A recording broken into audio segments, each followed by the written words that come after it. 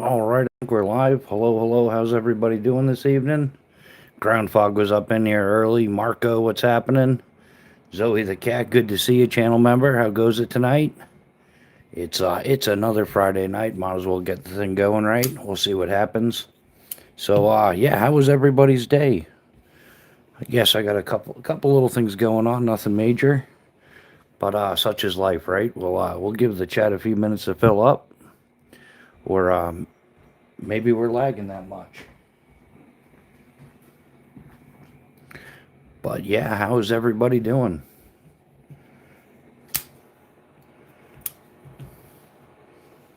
I'm not even sure if this live is registering. Could be not. Hello, hello. Good evening, everybody. Yeah, I'm not sure. Alrighty then. It is. Yeah, it's 8 o'clock. 8:02 to be exact. But we'll give it a few minutes. I didn't put this up till almost like 6 o'clock or so. So we'll see. We'll see how it goes. Maybe if it doesn't pick up a bit, we'll reschedule for tomorrow.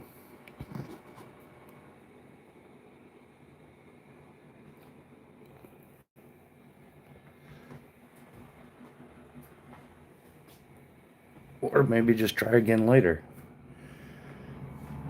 Who knows? Alrighty then.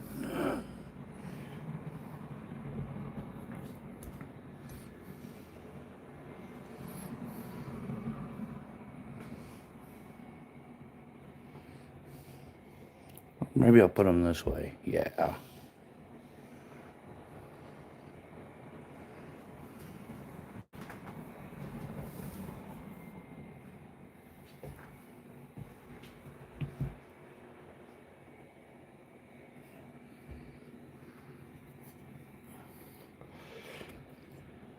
Geez, and we hadn't even said anything about, the stuff we're not supposed to talk about yet.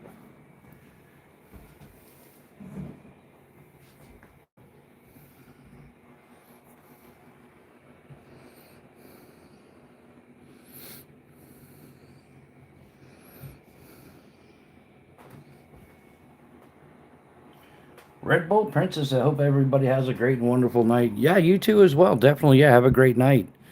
It's hey, maybe it's finally getting nice out where people are at and they're going outdoors. That would be a great thing.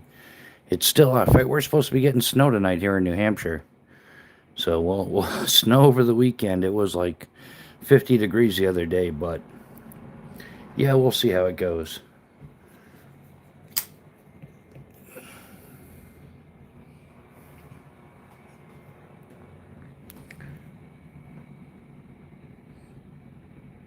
But oh yeah, even got the trainer. I should start practicing with this more often. Get the trainer out. Yeah, it's still got a good wicked wax on it. I did it like 2 or 3 weeks ago. Still pretty good.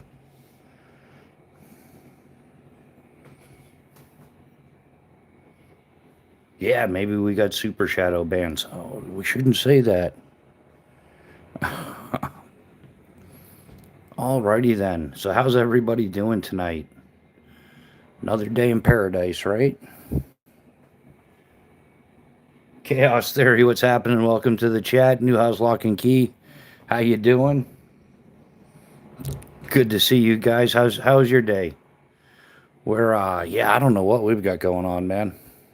Little of this, little of that. The whole world is I think World War III has definitely started. They just haven't announced it yet. They're like, well, we'll give them some time to think about it. But Newhouse, you crack open that monster drink? Speaking of monster drinks.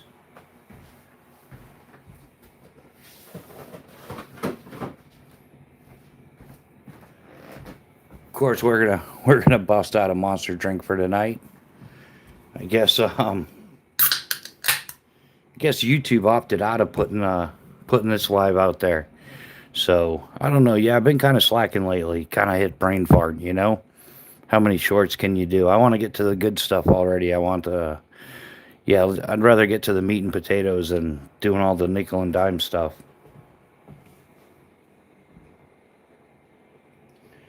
Printing some burgundy red whistles currently. Nice. How long does it take to print one of those? Oh, you drank it already? Shotgun.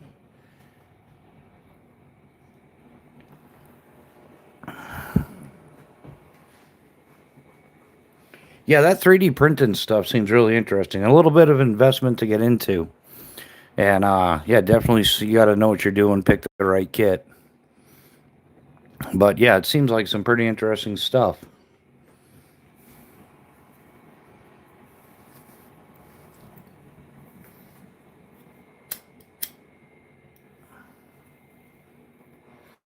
Yeah, I think YouTube has me back in the penalty box.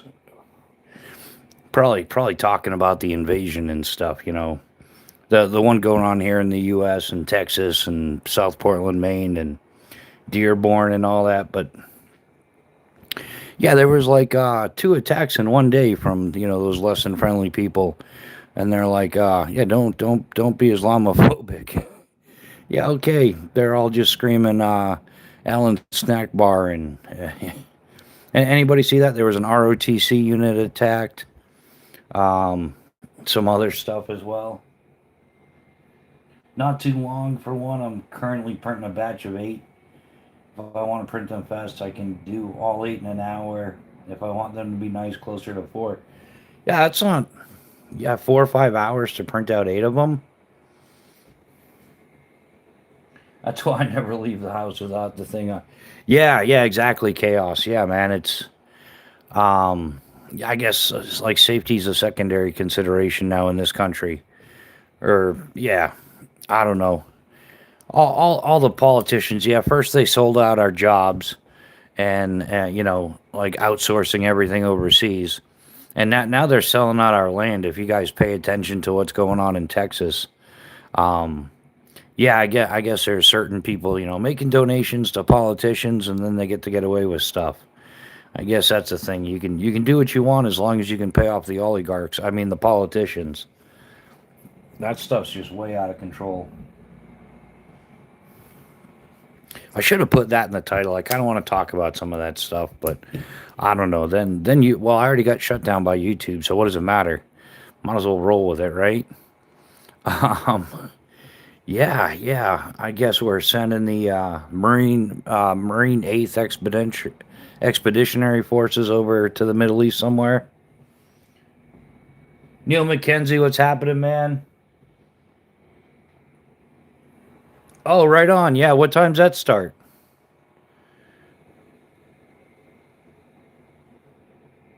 Being a guest, yeah, maybe I'll try to swing over there.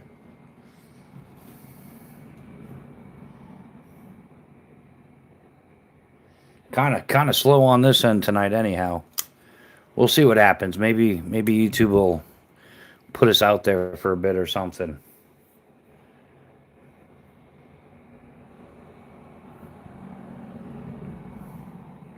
What could possibly go wrong, right?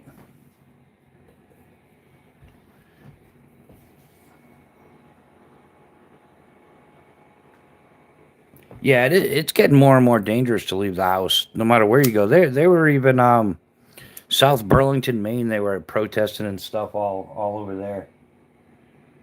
Oh, 6:15 your time, yeah. So yeah, about that time, huh?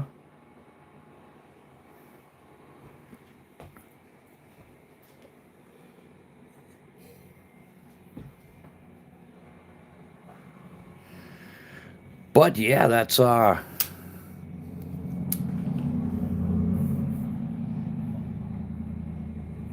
I've been running it almost nonstop. Currently, I have almost 11 plug followers, 10 pry bars, and 4 whistles, all in translucent white already printed, plus some other stuff I've been testing. Nice.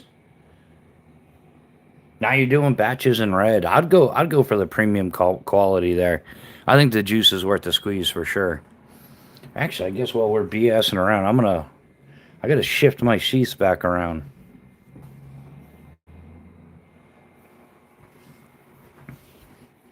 Yeah, new house. I gotta get some lock picks from you, man. I got to talk to you about that later. I'm gonna try to get that going a little bit more.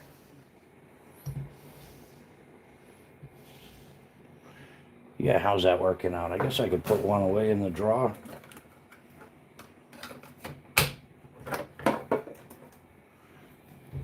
Yeah, I rearranged this to do some shorts and stuff. Now I'm just gonna switch it back. No big trick to it. My buddy just gave me a chunk of titanium. Gonna make a little pry bar out of it. Yeah, man, titanium's great stuff.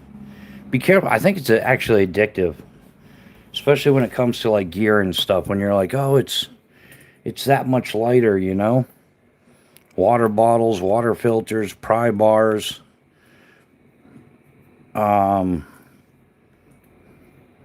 Yeah, they're making all sorts of stuff out of the titanium now. I want to get that Bushcraft Essentials. It's the Bush Box XL in titanium. That seems pretty cool. Like, most of their lineup has been sold out now for I don't know how long. I don't know if they're going out of business or something, or what the deal is. But yeah, Bushcraft Essentials has been yeah, not having a lot of stuff. So yeah, I just take the bottom scout strap off and flip it over, so the snap's on the bottom, so it's behind the sheath.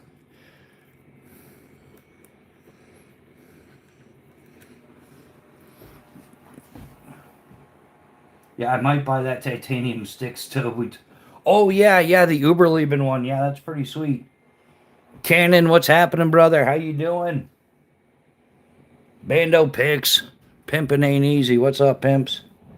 Hey, well, you guys walked in here at the right time. Did you hear? In fact, you guys probably got more info or knowledge on this. This is Jarhead Clan stuff. But it's like the 8th Marine Expeditionary Forces is getting sent over to the Middle East. And they're of course they're going there by boat. It's going to take them like 10 to 14 days to get to wherever it is they're going. Do you guys know anything? Like 8th Expeditionary Forces or something? And yeah, there's a couple different boats that they're on that they're getting shipped over there with. I don't know if y'all saw it or not. It's new news. My next line of business is to find a USA filament company that doesn't take so long to ship. The fam is sick trying to hold it down. Oh, everybody got a... Oh, that sucks, Bando. What, like a food poisoning or something? Get the fuck better.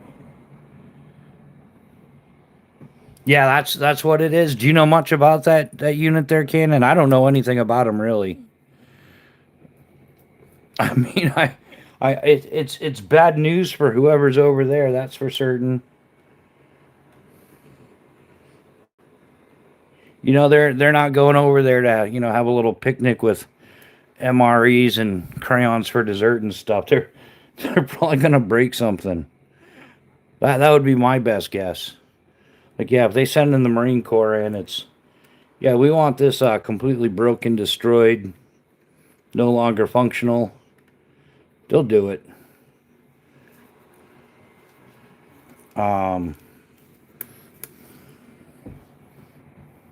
Yeah, expeditionary full of Marines means someone is going to get this back. Yeah, exactly. A Marine's out there pimping. We're going to send the Marines in to pimp slap Iran. They'll do it too. Oh, man, where's the... Man, one of the boats, I think, is called the Triple E. It's not... I don't know if it's a boat or a ship. I don't... Man, 4 years in Naval Junior ROTC, and I never figured that stuff out. I think it's all just whatever you feel like saying. Yeah, no, you gotta send like the 144 pack for deployment, Newhouse. Yeah, just a couple red crayons ain't gonna do it, man. It's expeditionary. You gotta get like expedition size pack. Justin Ronan, Elo. Man, autocorrect, guys. I'm loving autocorrect. Autocorrect, making us all look dumber one sentence at a time, right? At least. But yeah, Ronan, how you doing, brother? Always good to see you, my man. How has life been treating you? We're talking about the Marine Expeditionary Forces that are getting sent to the Middle East because I guess somebody getting the pimp slap. And then yeah, I'm doing the switching the stuff around on the Tier 1 BC sheath. I had it taken apart. I think I did a video with it and kind of like converted it back to its original configuration. And then now I'm like, no, I like the other way better. So that's where we're going with that. As long as we don't lose any parts. That's always the trick, right?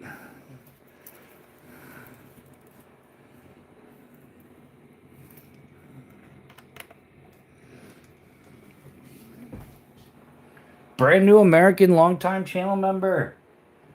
Oh, B&A's making dinner. What do you, man, I threw in one of those self-rising crust frozen pizzas, man. I hate to admit it. I did. It was okay. It's, it's substance, man.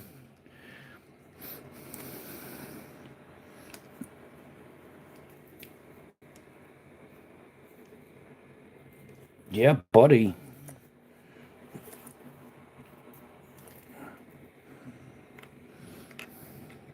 Yeah, B&A, thanks for the picture of the Medford Nice bonfire again. I don't know if you guys have seen it, but Medford Nice bonfire, it's like 13 and a quarter, 13 and an eighth inches, something like that. I'll call it 13 plus. Man, it's like 0.278 at the spine. CPM 3V. And they got one, it's DLC coated with OD scales. Yeah, man, I've been looking at it. Oh, shame on me.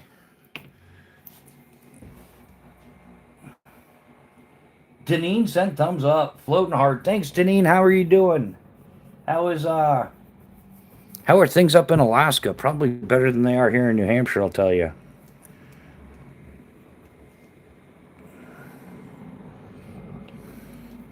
What would Ricky Bobby say?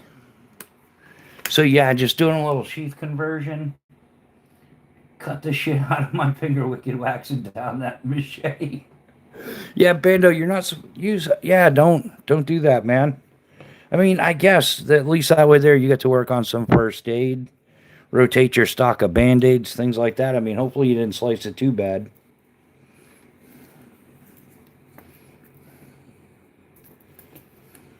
Yeah, and then I stagger them on the back so that the snaps go opposite ways. We'll show you. Yeah, I got that right. Okay, yeah. Did you ever take something apart just to put it back the same way, like you meant to change it? Took my piss test today. The nurse was ghetto as hell. Yeah, man, healthcare in this country has just gone down straight down the pooper, hasn't it? I mean, that's pretty sad when you yeah, you go for your test and oh, that nurse was ghetto, man. Like, really? All right, hey Neil, thanks for hanging out, man. We'll catch you later. We'll probably be on for a little while. I don't know. We're just gonna hang out and do some geeking out on the knife maintenance stuff. Why not, right? Yeah, buddy. Yeah, that's smart. Then they don't. Yeah, well, you figure, maybe one will get knocked off, but I think of it like opposing gates. Like in rock climbing, if you don't have a locking carabiner, you can use two ovals with opposing gates, and it's extremely difficult to near impossible to open both the gates and get the rope out of the carabiner. So even though it's not locking, it still traps the rope in there, if that makes sense. If I had some climbing gear, I'd show you guys. I got to get more climbing gear, man. I feel the same way about climbing gear the way most people do about a car. How am I getting by without it? I don't know. Like, I could do fine without the car. It's the climbing gear, man.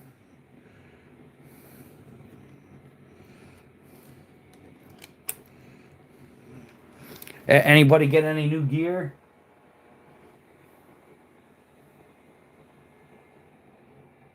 I keep telling it, YouTube First Blood.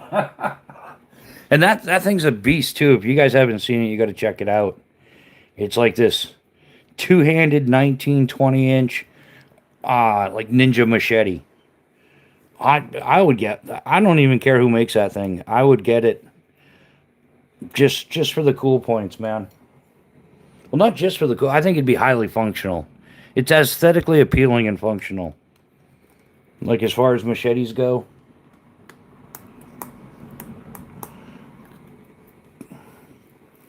Get in your home, screw. What's the matter? You don't like your home? That's a down thing. You do too much RC stuff. It's probably a good thing actually.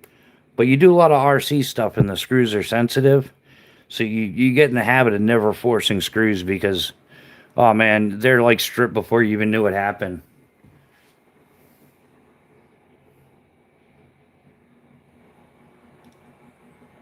Yeah, I printed some new. Yeah, that's a cool thing about those 3D printers though. You could, if you need a little box or an organizer or something, I've seen people making all kinds of stuff out of those things. It's all pretty cool, man.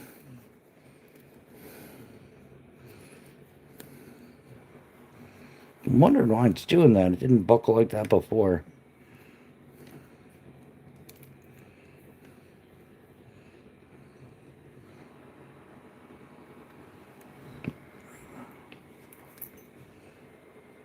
Where's the other little screw thing?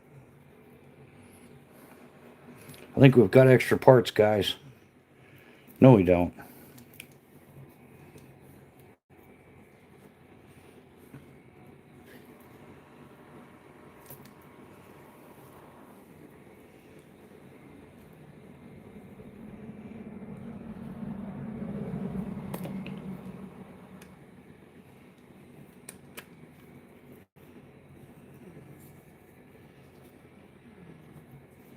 Actually, I want to put the half-inch ferro rod on here, but no, I get all kinds of brass. New house, I'm telling you, boxes, my friend. Aren't they? Yeah, a little organization goes a long ways.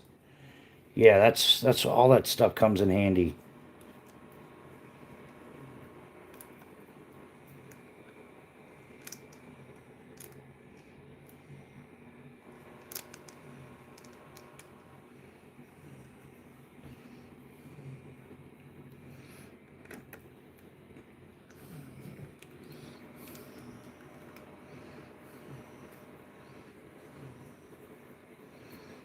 I think I'm just gonna try to stretch the leather a bit and get the half-inch ferro rod in there. That's what I want to put in here.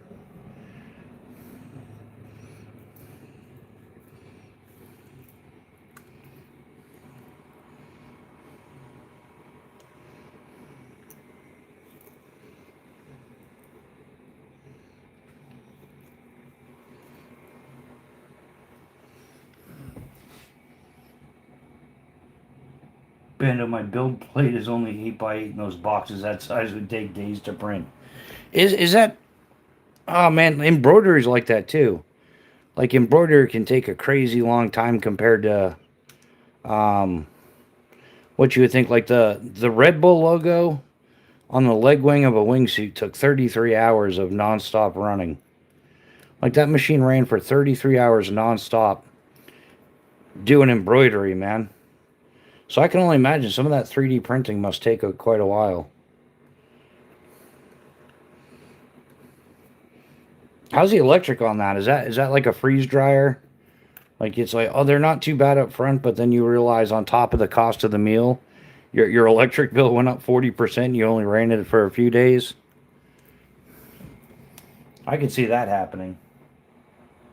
Yeah, I have about a dozen ammo pouches that are completely.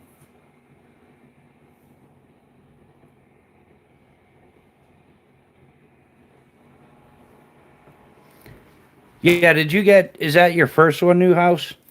Or was that your? I'm gonna try this out, and I'm not sure if I'm gonna like it kind of thing. I could see that. That's a bit of a game changer as well. Like that's where they get you that stepping stone, you know. Like Oh, even with knives, I bought a $50 or $100 knife, and then I kind of beat that one up, and then you bought like $150 knife, and then 150, $200. You know what I'm saying? And then before you know it, you're at a $300 knife, and you're like, if I would have started with this $300 knife, I would have saved myself $500 and all the research and purchase time. Wow, I'm not I'm all thumbs tonight, guys. Get in the hole. Do it, says me. There we go, we got it, almost.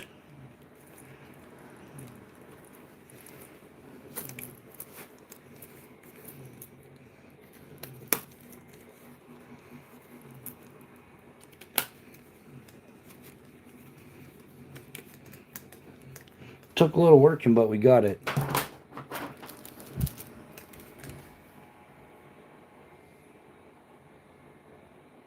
Oh, did I miss any, just reconfigured one of my fixed plate to scout carry. Yeah, Justin just reconfigured one to scout carry. And I'm shifting this one from scout carry to, belt carry. I never really carry scout carry. It's always awkward for me putting the knife back. Tony Gilbert, what's happening? Welcome to the chat, my man. So I bought 2 printers in 2021, printing stuff for 2 years and stopped. I had my other printer to my brother-in-law and kept on getting better as I just ordered to run a filament and filament dryer. Yeah, talking to you, yeah, there's a lot more involved with that than what you would originally think. Where'd my whole rag thing go? Where'd you go?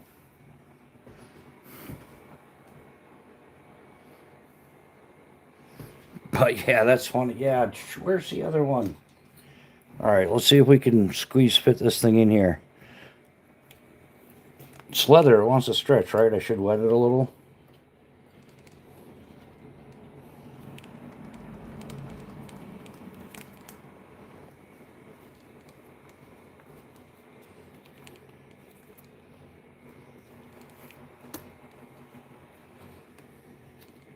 All right, maybe that one's not happening.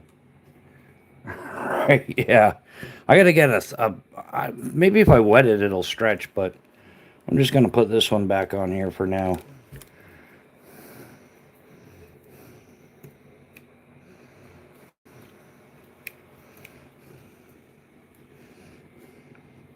I do like scout carry though. It's definitely interesting. But I would do it more like on a chest rig or something, not in the back.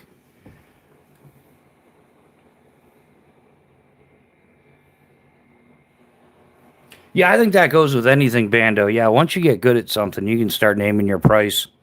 Sales go up, people gain interest, all that good stuff. But yeah, if you were gonna scout carry this, you can take these screws out and remove the belt dangler, so it'd be scout carry, or if you're gonna like rig it up on Molly or something. But yeah, I've been wanting to put that back together. So of course we did.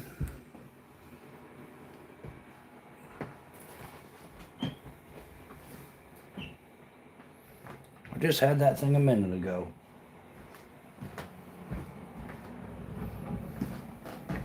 What would Ricky Bobby do? So yeah, the stuff in the Middle East, man, that's really I think they declared victory on that like 4 times already. But yet we had one KC-135 go down. Another one is in need of repair. Labs, what's happening? Welcome to the chat, channel member. How you doing? Don Ray, pleasure to see you. How goes it? Yeah, there's a few people out there making good money and running 3D printing farms.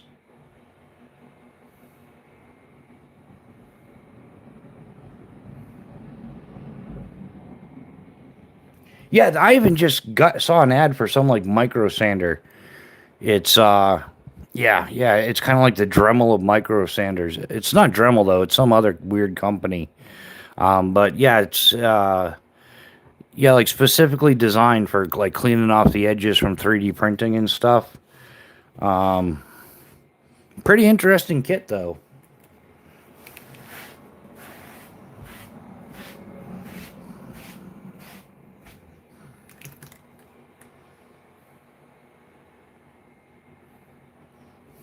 Yeah, you use a Dremel. Yeah, this thing's supposed to be a lot more detailed. I would use a Dremel too. Yeah, if you got steady hands, it seems like it makes sense. I don't have any first-hand knowledge of that stuff, so. Oh, is Miss Bushcraft in here?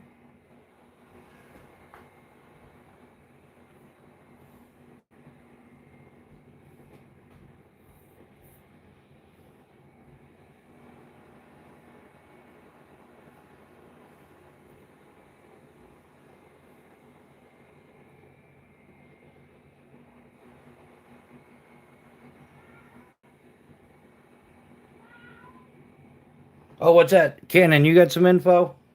Or where you, I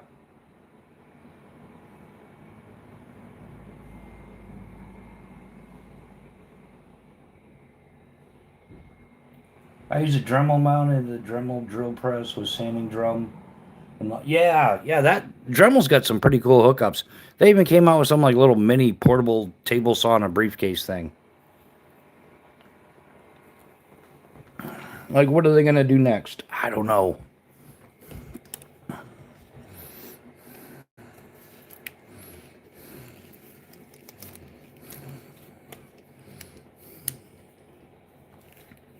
Oh yeah, there she is.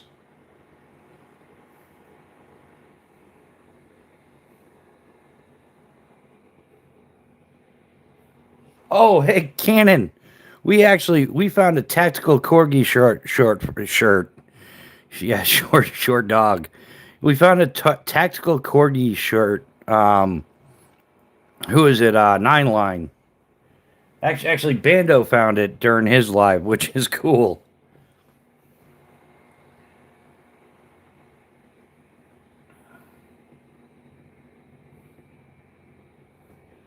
How's Mojo doing these days?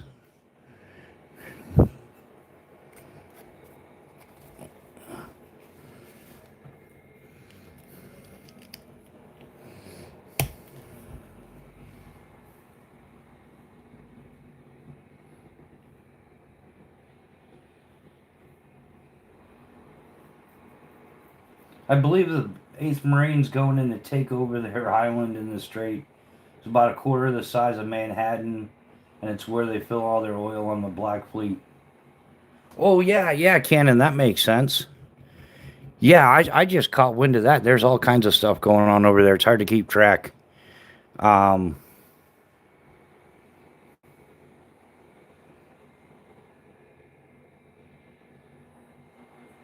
I'm still moving forward despite things being rough. How are you?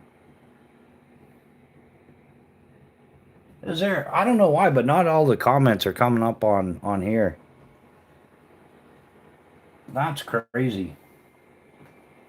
Yeah, and I got the thing set. Yeah, it's for live chat. I think YouTube's back to messing up.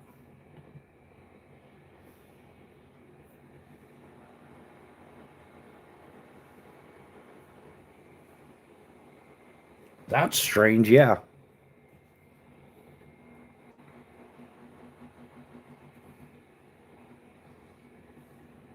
Yeah. So guys, if I don't answer your comment, it's because YouTube didn't put it through.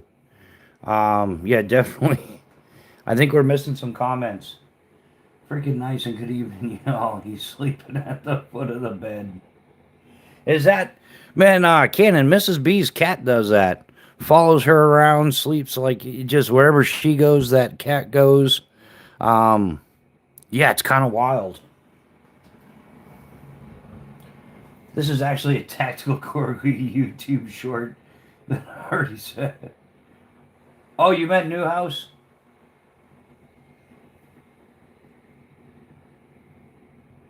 It's a tactical corgi, man. It doesn't get much more high speed than that, right? Tactical corgi, high speed, low drag. Like he can carry in a spare like pack of Tic Tacs for you or something. Very handy. I guess. Yeah.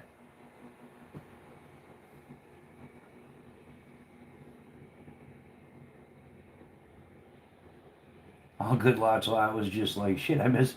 Yeah, I think he was up in here earlier. Yeah, a lot of people go in and out, back and forth. There's lots going on Friday evenings, it seems. But hey, we'll see how it goes over time, right?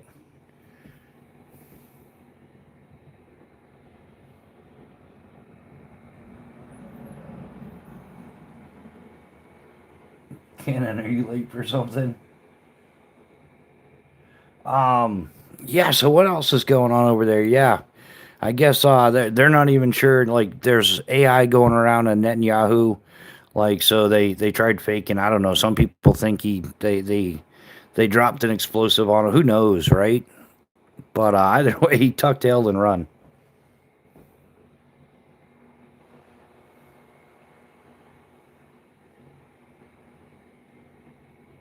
Yeah, they've been doing that to us for decades, though. Overworked and underpaid, man. Meanwhile, all these huge corporations show record profits every quarter.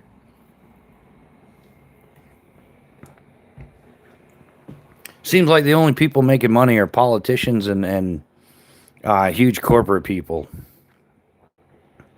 But yeah, and they're giving. Oh, it's driving me nuts. Yeah, might as well vent a little, right? That's the point of being on here. Like, they're giving away hundreds of billions of dollars every year, and yeah, Americans won't have Social Security in a few years, and yeah, we don't have free health care, but the people we're giving money do have it. Yeah, it's kind of funny. Yeah, everybody that jumped the fence in here illegally is doing fine. Yeah, the Somalians are doing fine. Yeah, they made off like, wow. Yeah, it's not just Minneapolis either. It's South Portland, Dearborn, Michigan, Texas. They're paying off Abbott there. Governor Abbott there has been taking like massive millions and millions of dollars from Islamic donors, and then all of a sudden they're building their private cities. And yeah, what, in 24 months, in 2 years, they put up over 50 mosques in the state of Texas alone.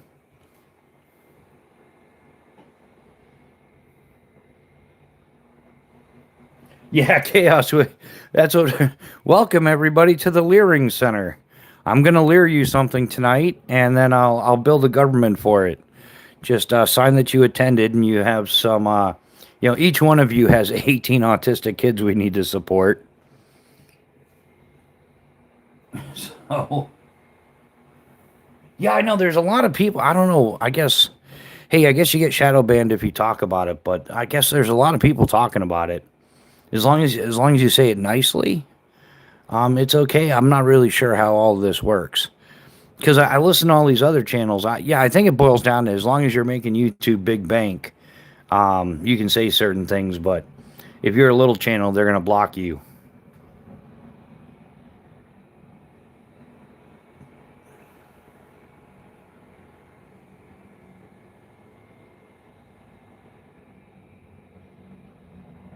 Um,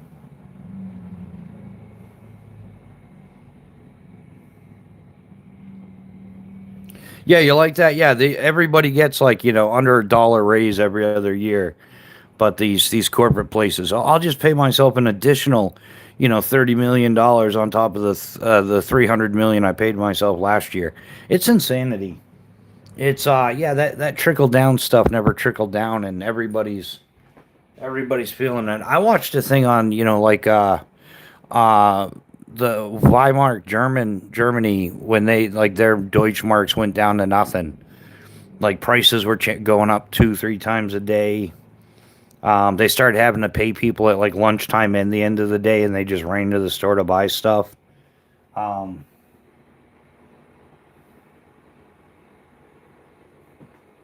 but Dean P, what's happening, man? I work for myself and I don't pay myself very well. Yeah, Dean. It used to be a better deal. When I got that one, they were like $130. Now they're almost like 200, and they're the bomb. They're like super compact. So yeah, but Snug Packed, all their prices, like, it's like everything else. All their prices are skyrocketing. Uh, um, yeah, the tariffs that we won't see any of. Yeah, fuck your tariffs, man. Well, I just said that part out loud. Yeah, that went straight into like depending on where it's coming from and what the product is, but Americans are paying like 88 to 95% of the tariff.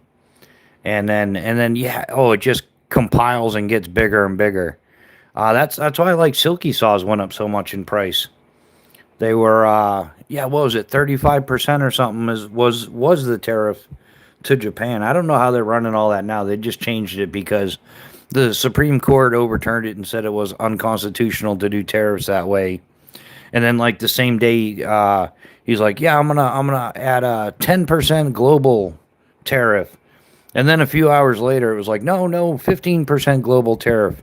I honestly think they're trying to bankrupt the country and the population.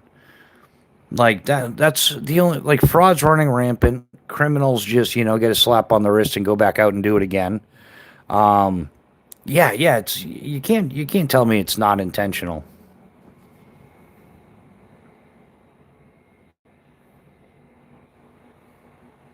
Yeah, I've been watching the business. I bust my ass for fail, and the owners just seem to let it slip.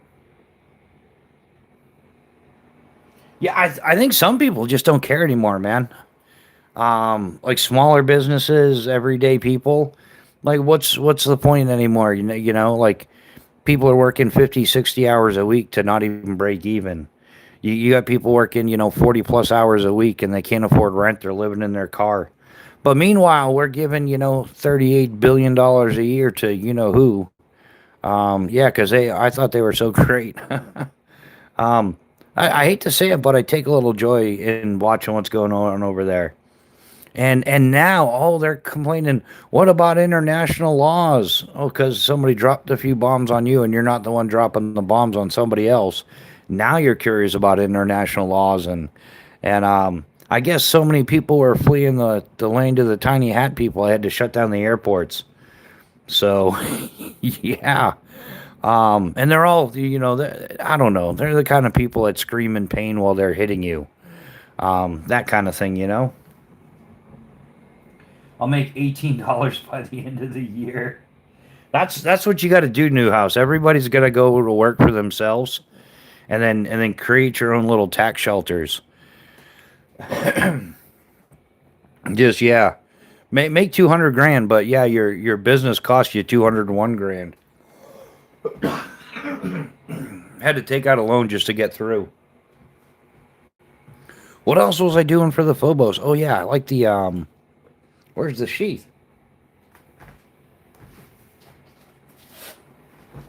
We're real professional here tonight. I pay my rent and my bills, but I have nothing else left over. Can't get ahead. Yeah, Rob, that's what they're doing to everybody. Meanwhile, if you come from uh the land of the pirates, right? Well, can we call it that? Land of the pirates? Although now they're more into fraud. That's why there's not as many pirates. But yeah, all you do, yeah, you open up a Leering Center, you open up a medical front saying, oh, all these kids have autism. Like somehow that went up like 3,000% when they moved in. Also, yeah, they're getting free money, and then when you point it out, they're like, oh, you're a bigot, blah blah blah blah blah, wah wah wah wah wah. Shut up already. Yeah, and then you got these delusional Americans that are completely 100% against these people to getting deported. There's no such thing as illegal people on stolen land. Oh man, like I just want to slap that right out of somebody's mouth. That's about as repulsive. No, they're criminals the second they came here illegally. Then if they're working, well, they're here illegally, which means they're working illegally. They're stealing wages, keeping wages down. And an extra 20 or 30 million illegal people in the country all trying to rent someplace has no effect on supply and demand and current rental costs, along with all this artificial inflation of property that's just coincidence. The if your house is only worth 200 grand, the government's only getting 200 grand worth of taxes out of you. But if they can jump that up to 450 grand, now they're getting 450 grand worth of taxes out of you. Yeah, they're taxing everybody broke. I have a Gore-Tex Woodland, baby. Oh, the the ECWCS Extreme Cold Weather Care System bivy. That's really the king. Like as much as the Snug Pack SF bivy is nice, the number one thing it's got going for it is the small pack volume. But I think the ECWCS Gore-Tex bivy, that's the one to go with, really. I think it's longevity stuff like that. Like materials are better. It doesn't pack nearly as small. But most people like we got to have some packing classes. I can teach you how to pack it smaller. Guys, Mr. B is letting me get a kitten. Just kidding, my cat is enough. I wouldn't. Hold on, what's in it for me? Did I show you that picture of the knife B&A sent me? That might be a fair trade. If you're getting a kitten, I'm getting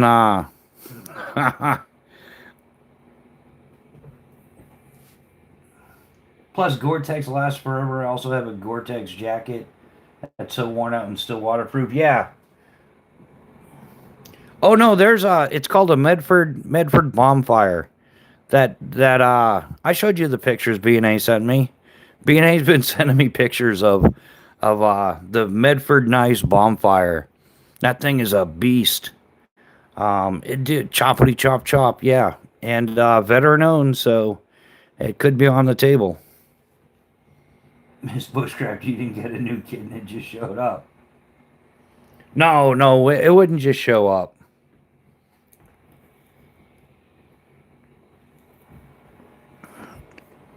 I run off all the stray cats in the neighborhood. I'm like, there's nothing here for you. Every bit of land on Earth that isn't literally little ice has probably been fought for in some.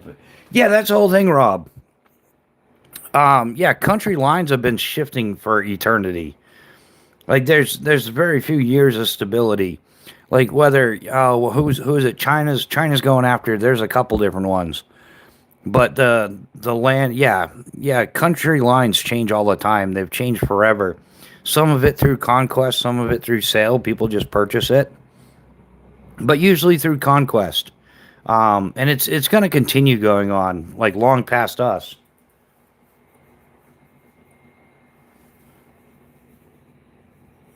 Gonzo, what's happening, man? Welcome to the chat. How are you doing?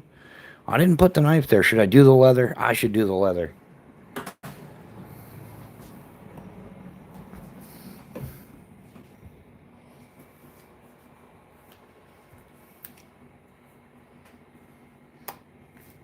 Yeah, I've just been ranting and raving about, this, that, and the other thing.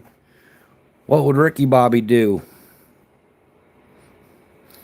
Yeah, I just kind of feel the need to talk about it because, yeah, I don't know. I've been putting off doing a few things because I'm like, nope, I'm going to end up talking about it. So I figured I would just, do it and talk about it anyhow. Why not? That stuff is so beyond frustrating what's going on. We're being taken advantage of on so many levels. Yeah, and people got to stop this left versus right. It's literally us versus them.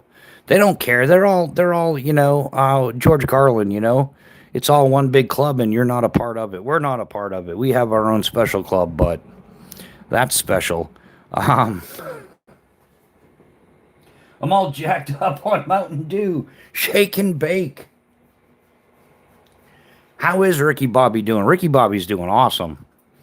I think it would be, I'd rather be Ricky Bobby right now, just doing some fancy redneck tricks. That would be a good thing to be doing. Help me, Tom Cruise. The wealthy who run the system is only out for their own best. Yeah. I'm special wear the hockey helmet and lick the window special. Cannon, yeah. But they schnozberries taste like schnozberries. I'm with you, man. And we'll put another star on your hockey helmet for behaving.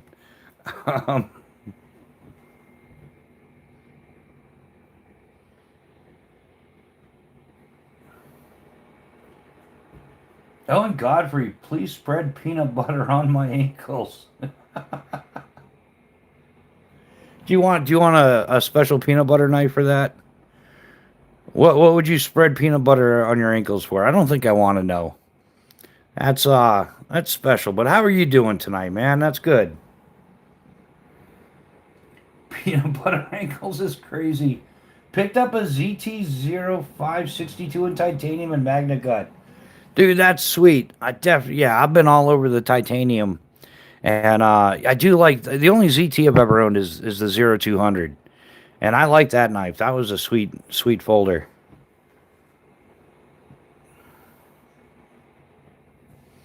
Is it Gons approved? It's nice. I like. What we what? Um. Oh, first flipper you actually like. Yeah, ZT does have quite a few flippers now. I like the regular flipper. I don't like the front flipper. I'm not a front flipper kind of guy. But I'm down with the flipper. I'm okay with it. I have this unique problem. Every time I try to make a hamburger, the meat ends up between my buns. Ah, ah, ba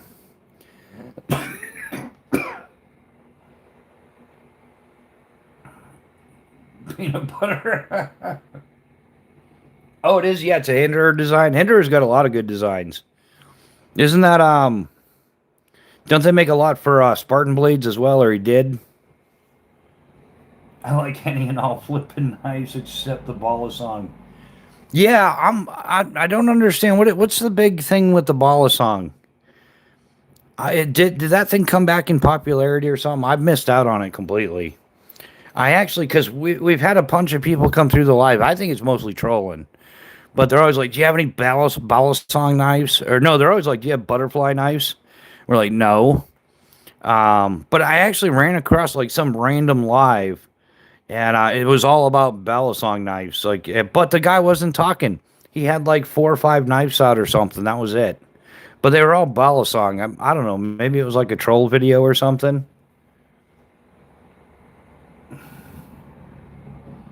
Valley Boys. Oh yeah. I don't know. I saw some videos like some dudes doing them, but I'm like, what? I don't understand what the point of all that is. I don't know. I've got other things to be doing. I'm still carrying the Spyderco Sage 5 CF. Loving this knife, and yeah, still gonna keep rocking and rolling with it. Yeah, Balasongs are the original fidget spinner. No, I think wouldn't just a standard top be? I think yeah, everybody had a standard top back in the day, like just a spinning, not a dreidel, but a top. Only knife I know that can cut her just by leaning to open it.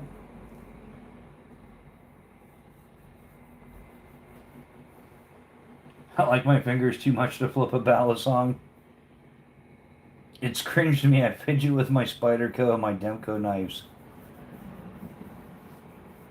Justin, I like to fidget with a Bally. Um,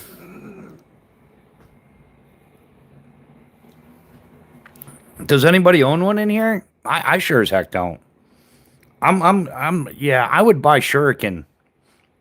I would buy a dozen Shuriken before I bought a Balisong. Just for cool ninja points. Makes sense to me. Yeah, I don't see me spending any money on a Balasong knife anytime. It's not happening.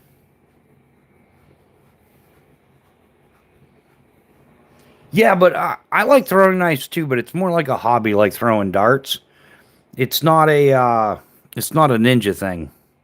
Like I'm not like I'm gonna carry 18 of these throwing knives in the event that self defense. Um, yeah, no. But it is fun. Like I'll throw some knives for like I said, in the same concept, you would throw darts or something. Just little darts.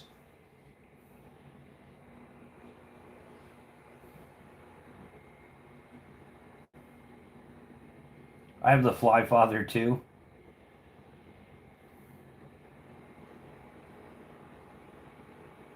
Rob, it's a spectrum, and we're all on it. I'm not coordinated enough even to throw a knife. Yeah, yeah, I'm not coordinated enough to even throw a knife. Yeah, I mean, I think I could pull it off. I mean, I could throw it just, yeah, it wouldn't be ninja effective or something.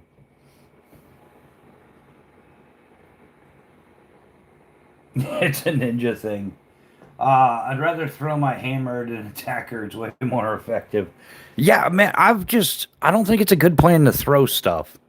I think you're better off keeping it in hand and kind of like trying to utilize it repetitively. Like once you throw it, you don't get another chance, right? Unless somebody has one of those fancy ninja boomerangs. Boomerangs are also cool. Just got done building a 350 Legend AR. New house E-swing makes a 5 pound hatchet. Now I'll throw one. A 5 pound hatchet. That's got some weight behind it. What could possibly go wrong?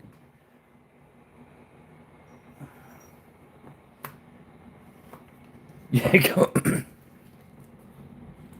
Yeah, just go full Jackie Chan on him, right? I guess he's pretty beat up, man. Which, understandably, the guy like beat himself up for a living for how many years? Doing all those crazy stunts in movies and everything. Cons, I was looking into one, but the magazines aren't that good yet.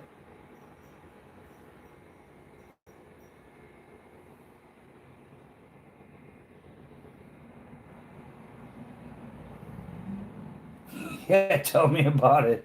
Oh, what's up? What's up with the magazines for that thing? Or is it like a lower issue?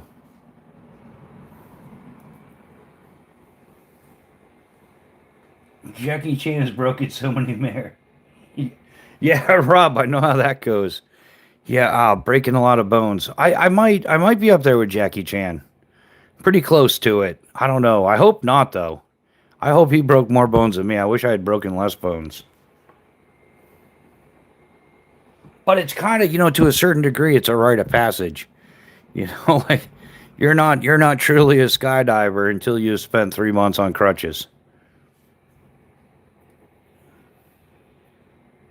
Jackie Chan straight told his kids, "If you make your own money, I will go to charity." Yeah, dude, more rich people need to start doing that because then most of the kids are just look at Will Smith, right? Isn't his kid's like totally whacked out there. Like I caught a few yeah, a little short of him or something. Like why do they gotta dress like so abstractly stupid? I don't know how else to put it. Like this, it's not fashion. It's not like functional like clothing. It's just like let's see how goofy I can get away with going outside dressed like this. Gonzo, the biggest problem I see is the followers and quite right in the magazine.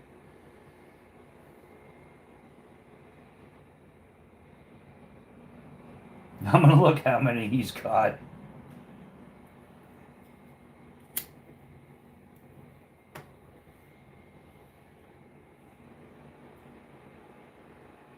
A top, you say a top.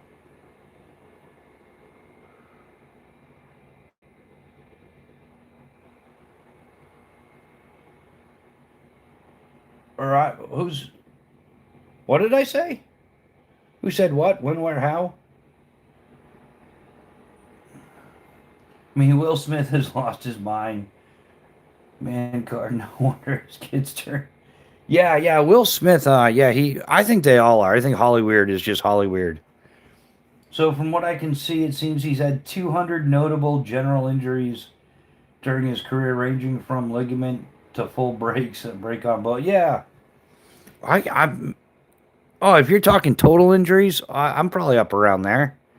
Yeah, if you're including like torn rotator cuffs and twisted ankles and sprains and yeah, severe contusions, broken ribs, compound fractured femur. Um, yeah, yeah, I've broken myself quite a few times. Or does it only count if you had an ambulance ride? You said the original finisher. I think ground fog is behind. Oh, ground fog. Are you lagging? You might have to catch up. Well, he won't know for like until he gets to this part. I guess, yeah, maybe he is lagging. I've had that happen a few times this week where, like, I'm watching a live and I'm like 5, 10 minutes behind everybody else. I'm like, how did that happen? Like, it just, I don't know what happened. I get burned a lot. You know who used to? Oh, Mrs. B went through a portion where, like, she couldn't put anything in the oven or take anything out of the oven without burning herself. So I got like one of those 100 packs of burn gel.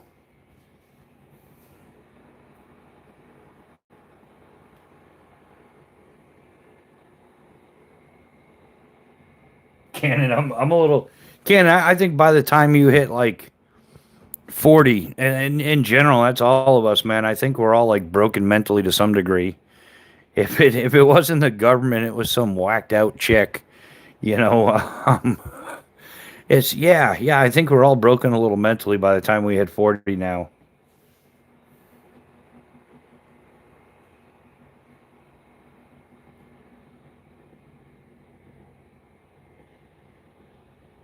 Yeah, my fingers and forearms are all scarred and nasty. Oh, Rob, what were you? Were you a cook or a fireman? It sounds like something like that.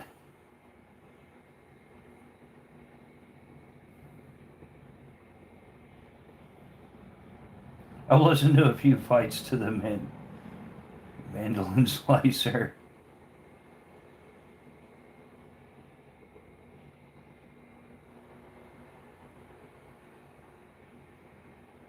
Oh no way! Hey, Rob, everybody's got to do a job, man. Dude, honestly, man, like, oh, you know who couldn't cook? My mother couldn't cook if like, yeah, she couldn't cook at all. Like this, my mother was such a bad cook. The mess hall was like a 5-star buffet when I went in the army. Not kidding you. Like I was like, I didn't know food could be this good. No, my grandmother could cook. She cooked a lot of good meals. But that was the whole thing. My mother like just never caught on the cooking stuff.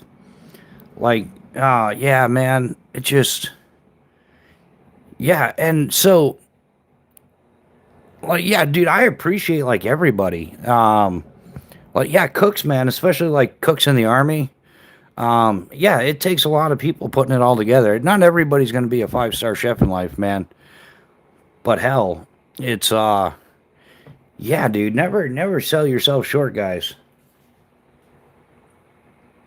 I took the tip of my fingertip pad with a brake barrel 12 gauge, sliced it off like scissors. I need Master Chef. I can make anything you want with a cell phone and a credit card. Yeah, man, I'm like the ghetto gourmet. I can make a sandwich out of just about anything. Um, yeah, I don't know. It is what it is. I can cook a few things. I like cooking like ribs, pulled pork. I gotta get a smoker and do some brisket and stuff like that. We gotta get a bunch of us together for like a weekend retreat or maybe a week long one. We'll bring like a big cast iron stove out there, big wood stove. Cannon, you can carry that. I'll carry the styrofoam cups and the napkins and stuff. I got rid of the mandolin slicer at work. I'm missing a small chunk of my left thumb, and it hit the spot, and it really tingles for a bit. Yes, any food can, and yeah, just about. I mean, yeah, just about any food could end up as a sandwich. It's got to be meat though. It's got to be like it's got to be pork or chicken or beef or like stuff like that.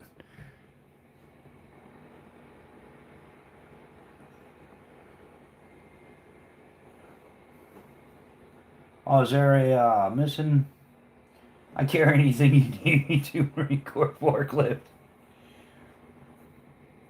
Desert driven, what's happening, man? We're doing good. I gotta start up in the lives again. Kinda slacked a little bit the last week or so. So yeah, some more early morning lives, some more random lives during the week. Just more. BNA sent one Bushcraft Rebooted gift member.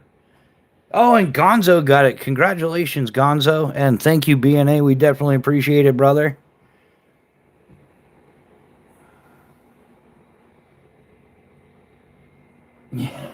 Nice, nice. Now Gonzo is a channel member too. Don't worry, man. You don't have to tell all your friends, just the cool ones. Um, but yeah, thanks again, BNA. BNA, how are you doing tonight, my man? Um, oh yeah, you must have heard your ears ringing. I was talking about that Medford Nice bonfire again. Mrs. Bushcraft is like, oh, I'm gonna need a kitten. Probably because her cat's like fat, lazy, pathetic, useless. Does it's not really worth anything. Oh yeah, maybe she can get rid of that one and get one that's actually interesting. I think her cat's just a little touched. Um, so yeah, but she started talking about a kitten, and I was like, well, there's that Medford Nice bonfire. That could make me overlook a kitten for a little. And if the kitten screws up, it can help me. Consent high five for 100 joules. Thanks, Cons man. We definitely appreciate you, brother. Sweet, sweet, sweet. I'll flatten up on chicken. Oh, chicken Alfredo it was. Yeah, now a little after dinner stogie there. Yeah, that's right. Yeah, I knew you were in here earlier. People were like, "Oh, I miss B&A." I'm like, "Oh, he'll probably be back." He was in here earlier. He usually comes back around, but yeah, man, was it like one of those good dinners? Are you like completely useless now? Um, Dude, well, those are my favorite dinners where you're like, I'm just gonna have a bite or two, and then 30 minutes later, you're approaching your food coma. If the cat doesn't do its job, it needs to leave. Rob's knives and dude, I love the happy poop, and I like the best part of those is the little thing comes floating up over the screen, like it's either the 100 or the like the 100% or like whatever was sent. Yeah, the happy poop emoji, man. I gotta get better at my emoji game. I think. No, I don't. I don't know. Um,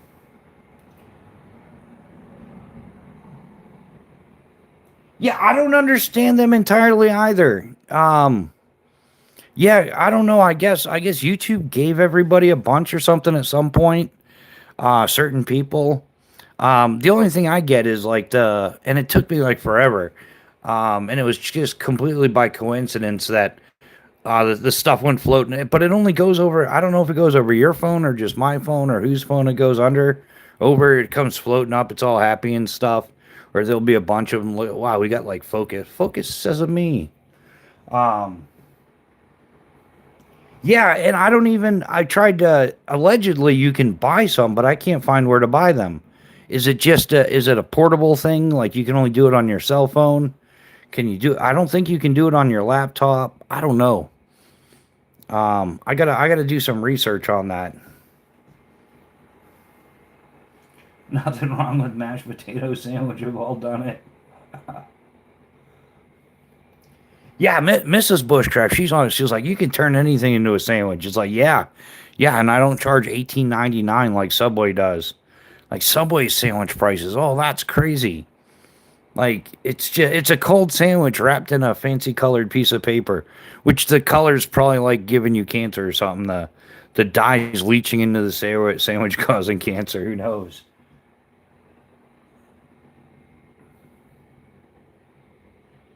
It's on mobile, I think. Have to do it while watching a live.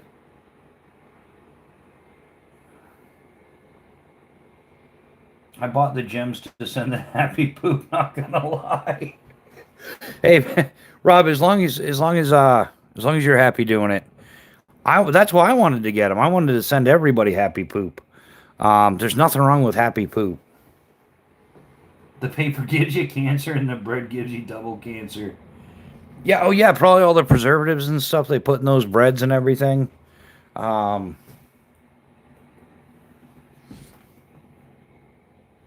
I know it's almost like you got to pick up smoking cigarettes just so you reduce your chances of cancer from all the food you eat now. It's completely backwards. Oh yeah, yeah. Subway took the word. Yeah, I don't. I think it's not inflation. I think it's greedflation. There's no way a sandwich costs that much. Same thing with McFatties. Did you see that the video with the CEO guy eating the new Arch, the big Arch burger or something? And he took that tiny, tiny little corgi-sized bite. Um, like, there's so many people mocking him. Um, don't smoke cigarettes, be cool, smoke a pipe. Subway bread has so much sugar in it, it's not even bread, it's labeled as cake. Yeah, could you do a monster sandwich? Oh, man. Like, probably, yeah, yeah. If you get a freeze dryer and you pour a thin layer of monster energy over there and you freeze dry it, and it puffs up, maybe it puffs up like Skittles or some crap. I don't know. But that would be one way. I think it could be done. Or just use it as a condiment at that point. Monster infused sandwiches that would sell.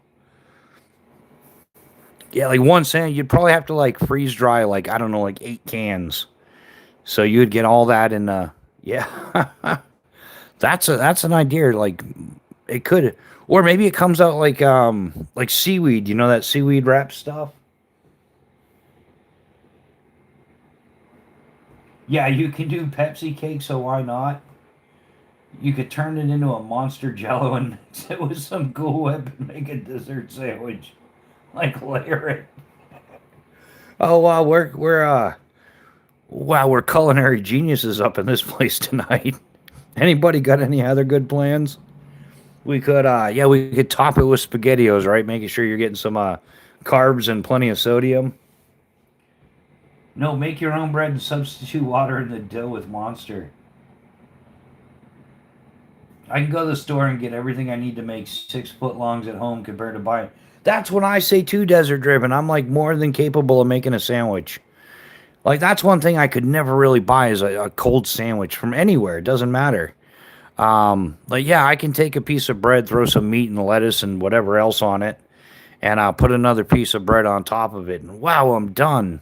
It's magical. I could, man. Yeah, I never understood that buying a sandwich thing. Next Bushcraft Live monster episode, monster sandwich. I would do a monster sandwich if I had a freeze dryer. Which yeah, those are only like 3-4 grand or so. I would get into some pretty crazy stuff with that. We were making fun of Subway earlier. Yeah, who's going there in 2026? I don't know. Yeah, I don't. Mrs. Bushcraft has been. Um, and I'm like, a sandwich, really? I don't know. I let her do her thing. I try not to be like, why are you doing that? That shit's crazy. So I'm like, why'd you do that? I could have make a sandwich for you. Squat shot, what's happening, brother? Welcome to the chat. How goes it? And then you have leftover. Yeah, yeah, yeah. Literally for the cost of 1 foot long at Subway. Yeah, you could make sandwiches for like 5-6 days or something. Then on the seventh day have a surf and turf. I miss D'Angelo sub shopping. I don't know. Yeah, man, I've never eaten like if I'm buying food, which I rarely. Well, I buy regular food, but if it's eating out or something like that, oh man, I try not to. It's got to be cooked. It's got to be prepared. It's got to be real food, which has gotten almost impossible to do. I miss Quiznos, man. That was a peak sandwich shop.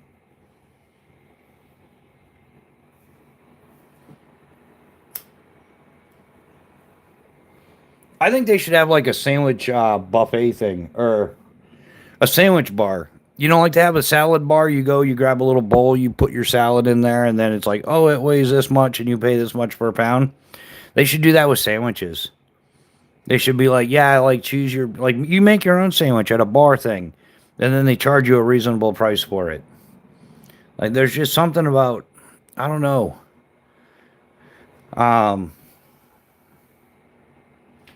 I honestly think I've only hated type of fast food twice in the past 6 months. It's much cheaper to cook or make a sandwich at home. Plus, you have a better idea of what you are actually eating. I eat out way too much. Dude, I used to eat out a ton too, and I regret doing it. Like years and years and years ago, when I was busy working, just working all the time. I would eat out like in between work, going from one thing to another or whatever. Or it'd be like, the skydiver thing to do on like Saturday night. We would all go to this local restaurant or something. I mean, it was a good time, but and then when I was bike touring in the beginning, I used to stop and eat a lot. But it got like more and more difficult to find. I would always try to find like a mom and pop shop or something. Like I couldn't stand fast food franchises and stuff because you just it never seemed like real food. I have an Aldi's a mile down the road. Love that place. Isn't it? Oh, the people that own Aldi's, isn't it like one brother owns Aldi's and the other one owns what's that? It's a fancy food store. Um, and they're like complete opposites almost. But yeah, Aldi's has got some pretty good deals and stuff. That's it, isn't it? Aldi's is like from Germany or something, isn't it? And then they made their way here. Kroger's, Trader Joe's. No, isn't it Whole Foods? I want to say Whole Foods. Is Whole Foods Trader Joe's? Is that the same deal?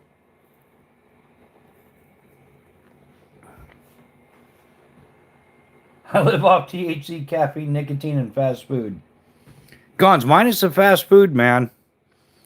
I don't have a problem with any of the other stuff. It's the fast food that's doing the most amount of damage. Watch. It's right on YouTube. Watch how they make chicken McNuggets, and it's whatever the pink mush gets cooked in the chicken nuggets. And if you watch that video, you will never crave chicken McNuggets again. I make my own homemade like chicken tenders. I have like this little seasoning recipe. Or I do like chicken strips. Like I'll cut strips out of chicken breastises. I got to say that word on YouTube because it's chicken breastises, right? There's nothing wrong with that. You can buy it at every supermarket. But yeah, you cut them into chicken strips and then you brine them for like 24 hours in a brine. You take them out of there, put it in special seasoning. I can't tell you secret recipe. And then, yeah, you bread it up and you throw it in the egg wash and then you bread it up again and then you fry it up. And then Mrs. Bushcraft is happy. So chicken banana, chicken banana, chicken banana. I'm surprised you didn't. Nobody came out with the banana and rice. Like that's the new thing. Everybody wants rice and bananas. Rice and bananas, she said. Rice and bananas. So rice and bananas, piracy, and fraud. That's what we can remember those people for. What's funny is Aldi's is the number one store in the country, and Trader Joe's is number two. I don't. Yeah, I don't. Yeah, McDonald's is. Yeah, oh goodness. McDonald's is fake food. It used to be, man. Remember, like back in the '80s, going to the mall. We would go with like 10 friends or something like that. It was like a ridiculous amount of people, and they had like 29-cent hamburgers and 39-cent cheeseburgers. So for like $2, you would get like six hamburgers. A Whopper or Wendy's? Yeah, Mrs. B. Every once in a while, she's got to get the Big Mac, and I'm like, no, I don't. I'd rather just not have anything. Like she's like, oh, but yeah, like every once in a while, she needs a Big Mac. Her Dunkin' Donuts, though, she can't go without her iced coffee or something. That's a regular. I like Burger King fries and Wendy's hamburgers.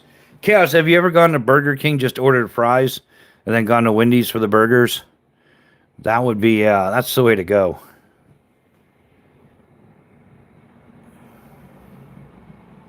Or we've done that where we were going to like one of the local shops for pizza and then another place for like chicken tenders or something at one point. There's Chaos probably knows about it, the Puritan. The Puritan has Mrs. B. She likes the chicken tenders there. They're pretty good. I'm not sure what they use on their breading. It's not as good as mine though. Don't get Big Macs, just get a McDouble, add a McSauce and lettuce. I'm 45. I've never seen those prices. Yeah, man, that was back in the 80s. At least it was like a sale they were running. It seemed like they ran it like Yeah, it was for a few years, man. It was, yeah, like 29-cent hamburgers, 39-cent cheeseburgers. Um, yeah, at least that was the deal they were throwing in New Hampshire.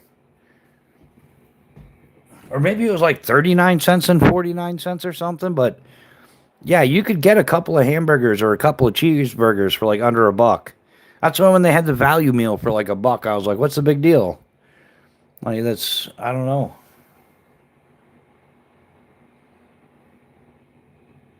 I do a Whopper now and then.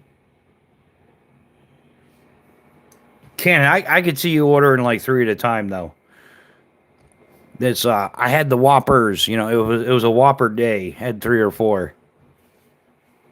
Taco Bell was cheap as fuck back in the day and open late.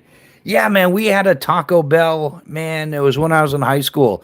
Anybody remember that? Like all you can eat. Like it was, yeah. Like Taco Bell had an all you can eat, like the standard taco and the soft taco. I forget how much it was. Maybe it was like, I don't know, $7 or $10. Who knows? But yeah, I used to go with a bunch of my junior ROTC buddies, and yeah, we eat like a dozen soft tacos, and then be launching like toilet torpedoes, cluster bomb style, and pint glasses from bars. I miss stealing ashtrays. Oh man, dude, I stole pint glasses from Oh, Mrs. Bushcraft was there. Oh, I gotta show you guys this one. Whoops, man down.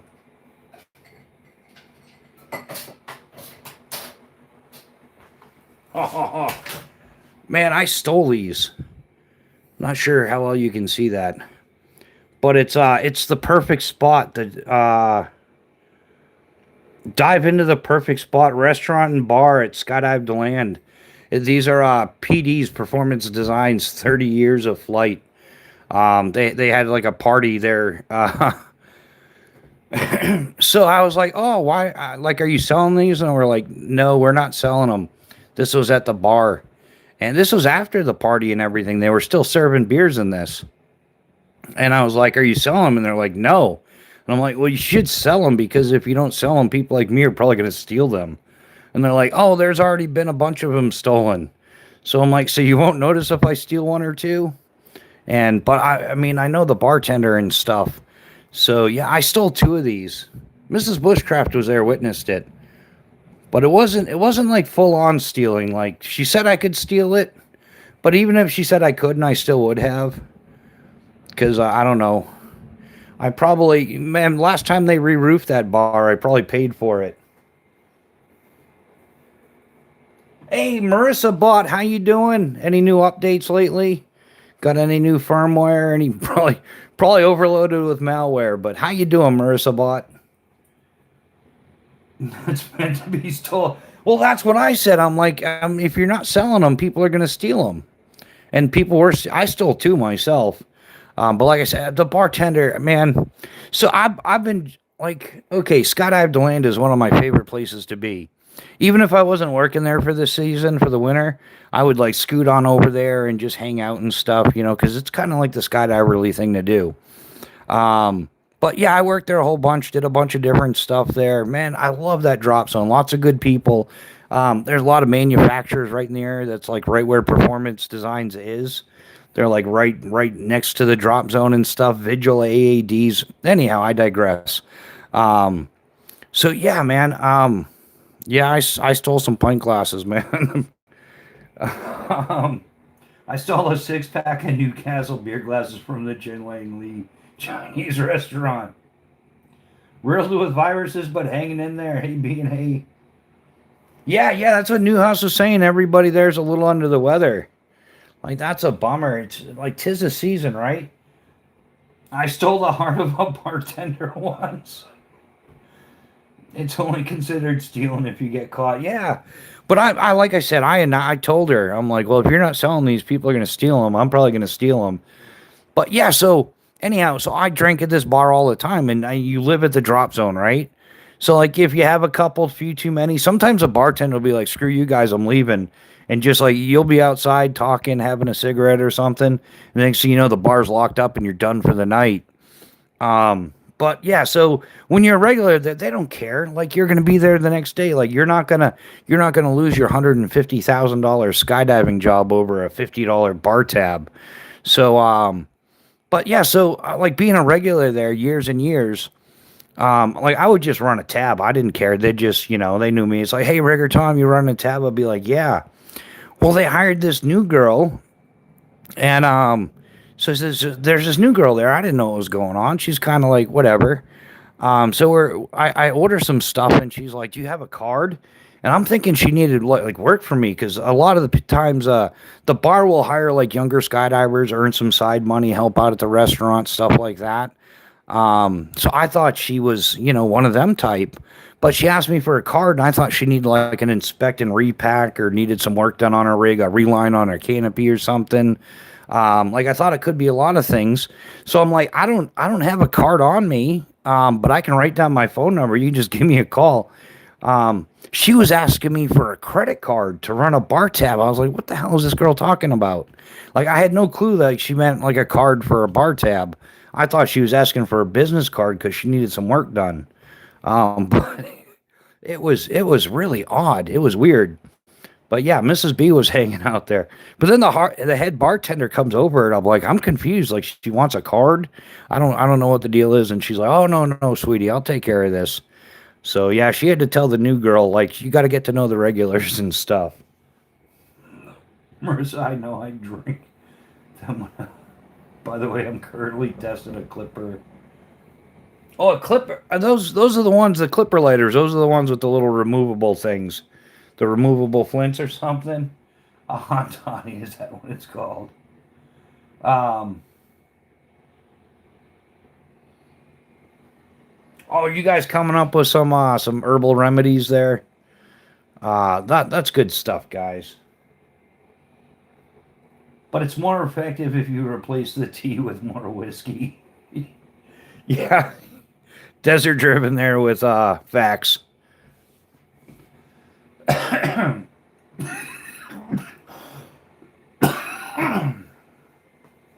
Yeah, I'm not sure. I'm more of a. I think that's one of those.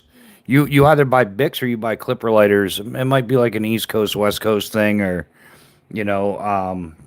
Yeah, I don't know. I just kind of buy Bix. Pony Boy Banshee, can we get a hoo ya hoo ha?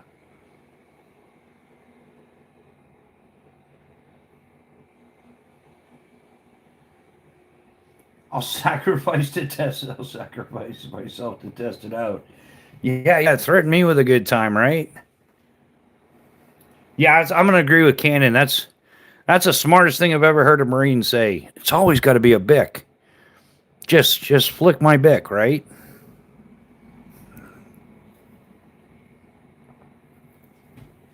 What else? What else have we got going on? Bic lighters always last the longest. Yeah, I think Bic lighters last the longest for sure. Especially if you the fire sleep, man. That's what I like about these things.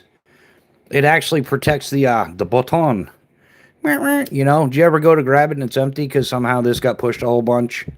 That's and it's waterproof. I thought it was Nerf for nothing chaos. Take 500 milligrams of THC and call me in the morning. Oh, Gons, that sounds like a good time, man. I need to I need to get some of those gummies, like the gummy bears things, and a carbonated beverage of matching variety. And just, like call it a weekend. Maybe get a 6 pack of those beverages. No, just be like chomping on gummy bears all weekend. Oh, wouldn't that make for a hell of a live? I bought both, prefer Bic, but the Clippers do allow you to refill if you have the right refiller. I smoked cigarettes. A Bic lighter will last me at least 6 months. Yeah, there we go. Desert Driven's like he's testing a time and a half. Like just to make sure these Bics are good, man. I upped it to 2 packs a day. The Bic lighter lasts 6 months, but I'm down to one lung. Oh man, when I was stationed in South Korea, they messed up shipments of Marlboros to South Korea. Like back then, man, like 94, 95, a carton was going for like 16 or $18 or something standard. Um, but in South Korea, they were like 5.25 a carton. Like if you went to the class six, yeah, it was like 5.25 a carton. Then they had coupons for like $3 off. So it was like 2.25 for a carton of Marlboros, like Marlboro Lights, Marlboro Reds, whatever. Like $2.25 for a carton in South Korea in 94, 95.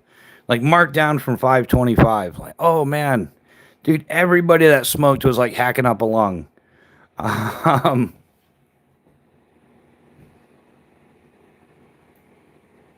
Surviving behind liberal lines. Nice screen name there. Surviving behind liberal lines. I think some of us are. I think we are in New Hampshire. There's a lot of weird flags and stuff out that are not New Hampshire, that are not U.S. flags. They're not POW, MIA flags. They're just other stuff. Um,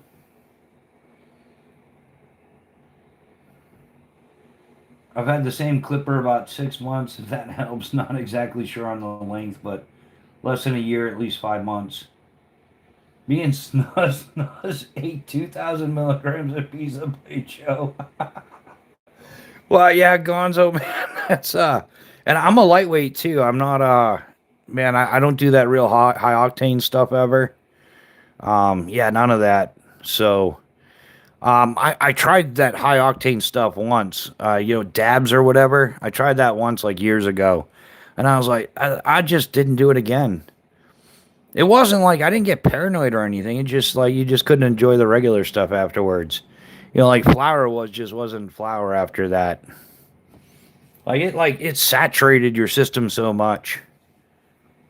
I ate a 15 milligram gummy once and puked. Edibles, yeah, I've heard that. Like, yeah, edibles either work or they don't work for you. I just figured I kind of like I don't enjoy drinking alcohol anymore. So I was like, oh, what about those THC drinks? Like, I'd like to get like I don't even care if it tastes like Jolt. Like it doesn't have to be all that great. It just has to be effective. Edibles, surviving, run far and run fast. I got my happy ass out of California and moved to East Texas. Best decision I ever made. So yeah, you're still enjoying that, man. That's good to hear. No regrets, right? That's awesome. I think yeah, Cons, you might just a smidge of a tolerance there, brother. Just a wee bit.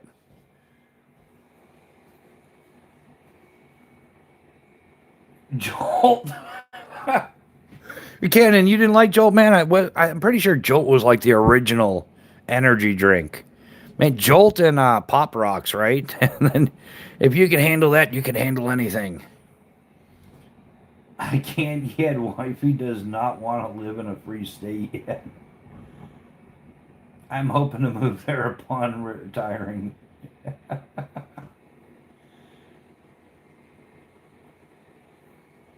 Wow, surviving behind we're just gonna call him surviving, man, because that's what he's doing.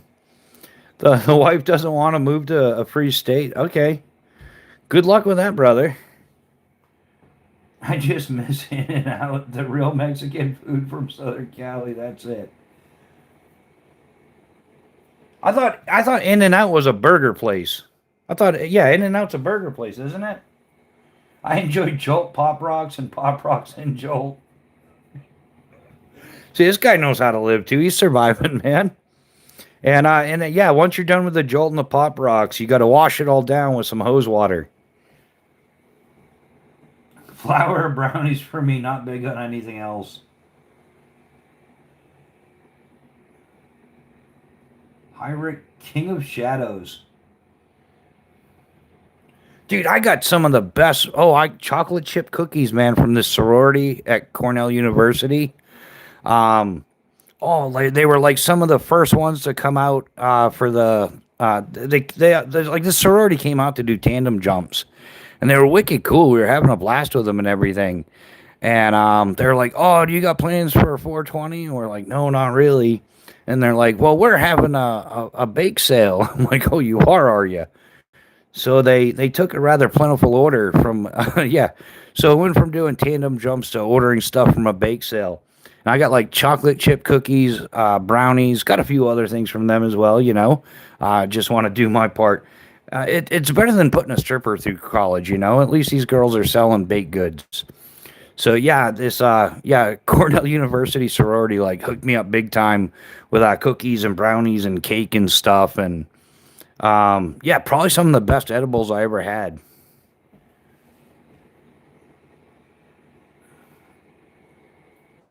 I remember when you can get Surge for 25 cents a piece. Oh yeah, Sobe, man. What about that Clearly Canadian? That was some good stuff too back in the day. I haven't seen that in years. Yeah, mom and dad is still alive, so stuck here.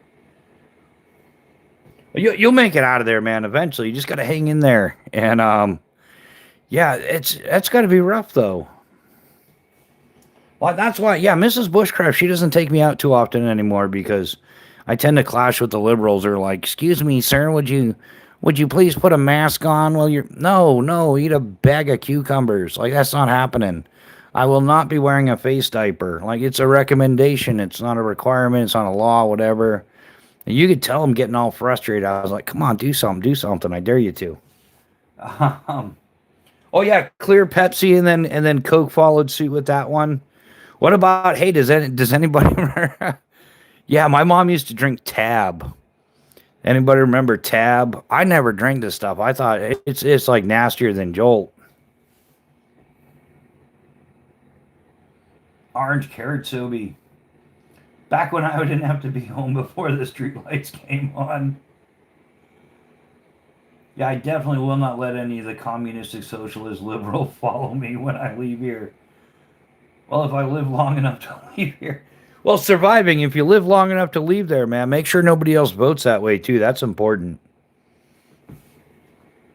I remember Tab, but never had it. Yeah, surviving, I was at Dunkin' Donuts, and there was a woman from California complaining. Told her picture lost. It's hard to believe that there's like Gen Xers out that way, too. That's the scarier part. It's like, wow, I thought we were better than that. But I guess, yeah, even every generation has their screw ups. I don't know. I shouldn't be saying, yeah, well, yeah, I don't know. I shouldn't be saying anything unnice about them, but they're not leaving a lot nice to say. They do a lot of stupid stuff, and then when you're like, hey, it's stupid, and this is why, they just start, they can't even, like, the incapable of a conversation part is what bothers me. Okay, like you got the left right now going off about ICE. ICE is going around arresting people. They're kidnapping Americans. Well, no, they're not, sweetie. And oh, it's so evil that they're deporting Americans. Well, they're not Americans, and here's the thing: like they weren't squeaking about the 8 million people that the deporter in chief there, Obama, like deported, right? 8 million illegal aliens. Like Trump's not even close to that yet. Shame on him, right? And they're like, well, but was ICE conducting themselves the way they are now? And you're like, no, they weren't, because there wasn't like, a couple hundred libtards out there with whistles and horns and holding hands sitting in the middle of the road and obstructing the road with their vehicles and assaulting federal officers and stuff. No, they were at home, like getting some Kool-Aid and coloring their hair and putting their septum rings in and everything like that. So yeah, ICE didn't have to handle things the same way back when Obama deported 8 million people because the left wasn't acting like a bunch of freakoids. That because it was the left doing it. Obama, he's our savior. What an asshat he is, huh? Um, so yeah, just food for thought. That's what I say. Illegals are not Americans. They're not kidnapping any Americans. They're not Americans. They don't have the same constitutional rights as we do. And they should all be deported, but um, I got some microshock cord on the way in the mail. Gonzo, what do you, yeah, did you have a 500 milligram gummy tonight? Sounds kinky. Dean's got some shock cord coming in. It's kinky. That's hot right there. You like a sexy time? Whoa, you it's the shock cord. I prefer zip ties. You won't get loose. True there, chaos. Well, if right.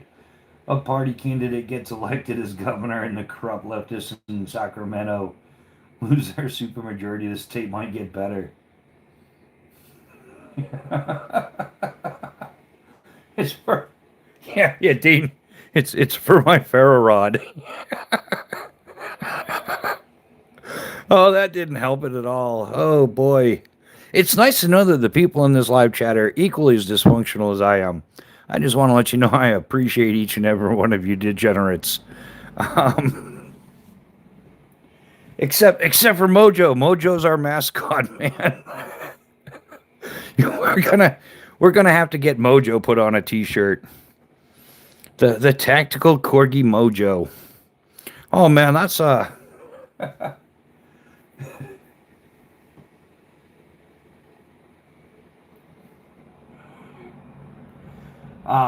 Guess even though I got out of California, I'm hoping Chad Bianco wins the election. He is currently the sheriff of San Bernardino. He is a great guy. He used to come into the gun shop. I used to. Hold on, you were in California and you worked at a gun shop, or it was the gun shop. I don't even want to know California laws. Like I've seen some commercials for like that. It's like a muzzle loader shotgun, like rotary with like 6 or 8. It's has anybody seen that commercial? It's kind of no FFL or background check needed.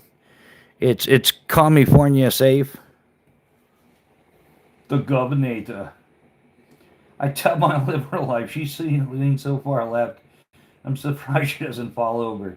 That if a corrupt party would turn in the criminals to ICE, then the massive sweeps would not have happened.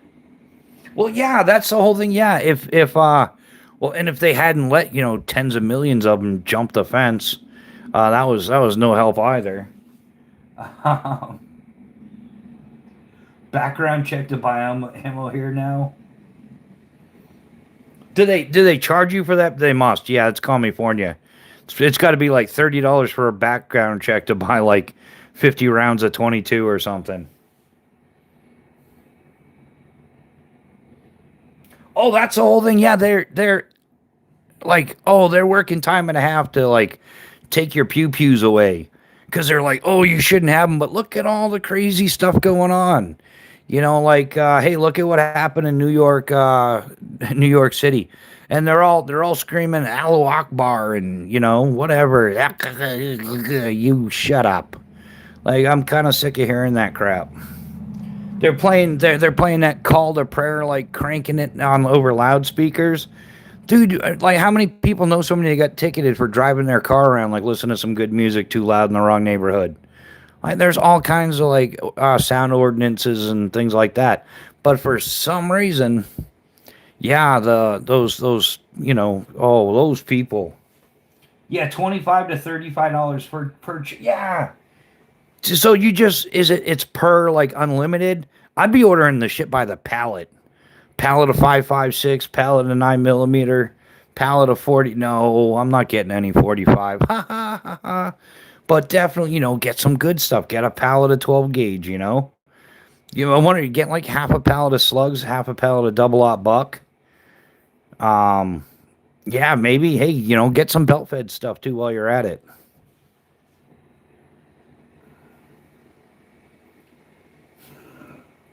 And ground fog always chimes in with an accurate response. That's because the ATF is gay. Exactly. Buy bulk since you have to pay each time. Yeah, I agree. Well, yeah, I think that okay, yeah, most gun laws are tyranny.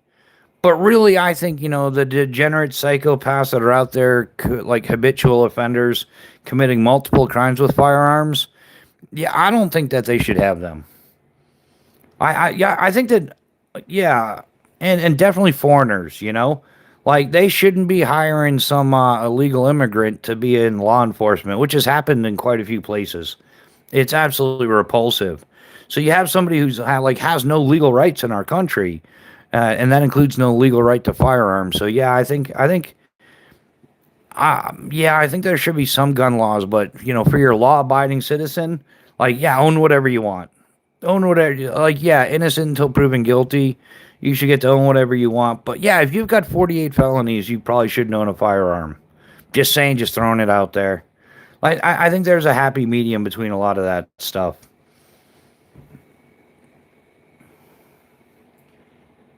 Yeah, personal, possibly having pew pews is the only reason we're not living in anarchy.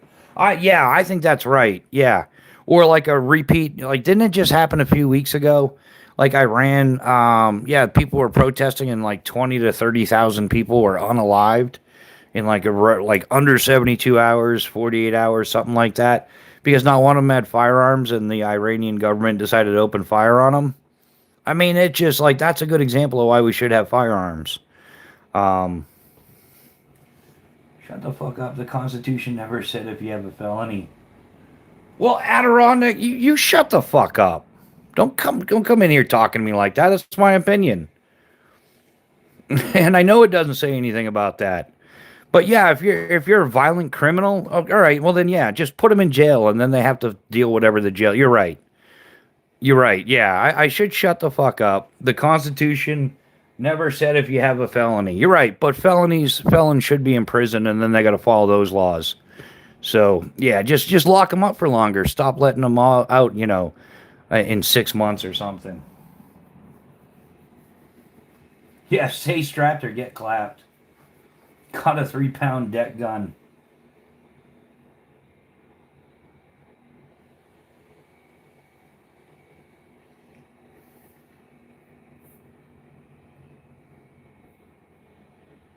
Yeah, December 31st.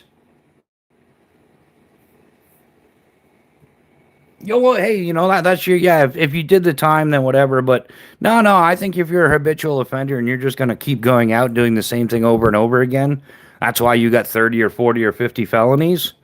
Then I don't know. Hey, maybe we need to bring back other penalties, for habitual criminals like that, like cut their damn hands off. Then you can have yeah. And you wonder why I conceal carry every single day. Yeah, firearms are the reason people are not trying to break into everyone's house. Well, yeah, that's what they found that out in Australia. They had like a massive firearms confiscation there years and years ago, and that was the thing. Like, yeah, B&Es, armed assaults, all that stuff went up like hundreds of percent, like 200% for that, 500% for this. So yeah, once the everybody was disarmed. So take all the guns from guy's government who has committed multiple human. Oh, dude, yeah. So take all the gun. You're not even making any sense, dude. Like you're just here to cause an argument. So whatever, dude. Yeah, take all the guns from the U.S. government. Yeah, okay. You're making a lot of sense, guy.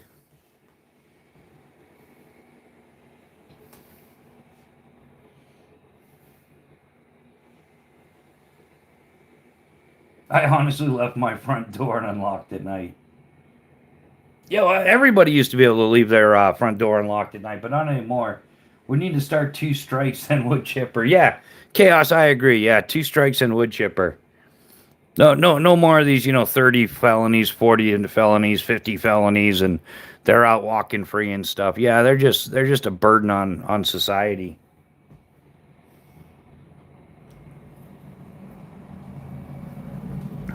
We actually had some crazy lady come walking through our door a couple months ago. I was in Melbourne and Sydney during the incident last December. If their worthless government did not confiscate, I bet the casualties would have been 90% less. Yeah, I think that's what happened. There was where was it? It's like 10 miles or something from Dearborn, Michigan. The Israeli Temple of Israel or something. They were just attacked, and it was their security that stopped the person attacking. Adirondack Enlightenment. If someone comes in my door, yeah, hey, yeah, exactly. Hopefully, you have like a stand your grounds or castle doctorate thing where you live. But yeah, I agree. Yeah, if somebody breaks into my house and is trying to do damage to somebody, yeah, they're odds are they're leaving in a body bag.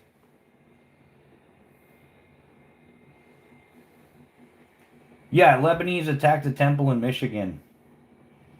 Yeah, but we're not supposed to be concerned about that because if you talk about it, it's Islamophobia. Even though, yeah, same thing in New York City.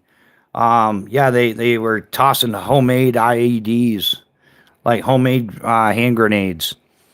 And yeah, oh yeah, white supremacy once, whatever, dude, shut up. But the guy was there screaming, Allahu Akbar, Allahu Akbar, whatever. We got to do the Allen snack bar thing. Pulled pork sandwiches, bacon wrapped pork hot dogs. Man, yeah, we're going to do the Allen snack bar. Gonna have a little petting zoo with dogs and pigs, and pet your food before you eat it. Why would you leave your door unlocked? That's how we get clapped. Aloha snack bar. Yeah, that's all Israel fake BS. If it was real attacks, it would explode. Also, now you're an EOD guy too. Yeah, I think it's because some idiot teenagers from the Middle East tried building something, but yeah. But yeah, hey, you're right. Yeah, who's to tell what's real and what's not, what's fake anymore? So, like, yeah, some of this AI you can't tell the difference. Some of it you can tell, and they still try to pass it by everybody.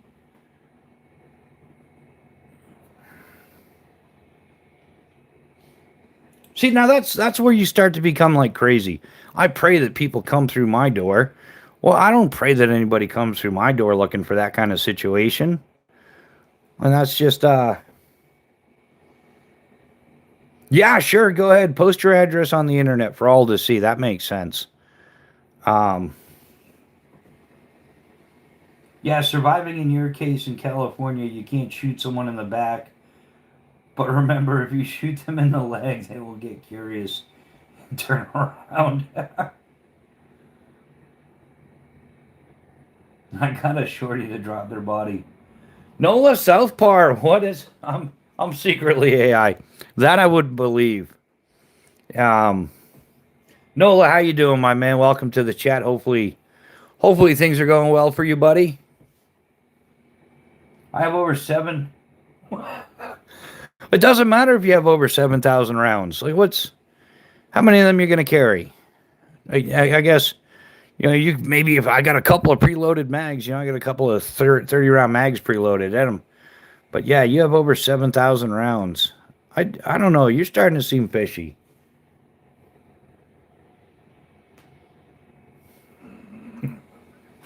You kind of seem like a troll too, buddy. Yeah, because that's 80K Trailblazer, 10 subscribers, one video. Joined December 31st of 2025. Yeah, that's ADK Trailblazer. That's Adirondack Enlightenment. And you got one short there with a parakeet or something. Yeah, you seem like a troll to me, buddy. Oh, Newhouse booted you. Be gone with you, troll. Go trolling someplace else. Adirondack, those are the most rookie numbers I've heard of. I know, right? 7,000 rounds. Can't be eating that before noon, right? How long it take you to go through 7,000 rounds? What kind of 7,000 rounds? 7,000 rounds on a mod deuce cannon. How long would that take you? And you can have as many barrels as you want to rotate through.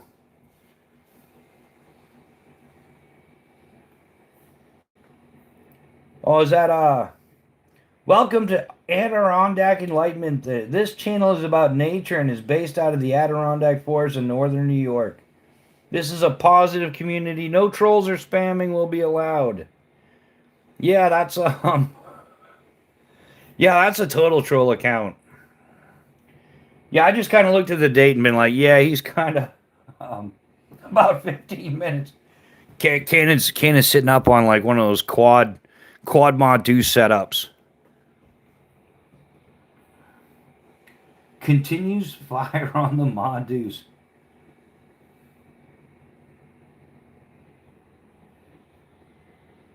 That's everybody misses the mod deuce. Especially, I think the best setup you can possibly have is like a mod deuce set up right next to a Mark 19. I mean, like if you're gonna do cruiser stuff, like on a turret on a Humvee, like side by side, Mark 19 mod deuce. That's new house right. I've probably got at least 60, 70,000 rounds. Tasers, not razors. Stupid spell check.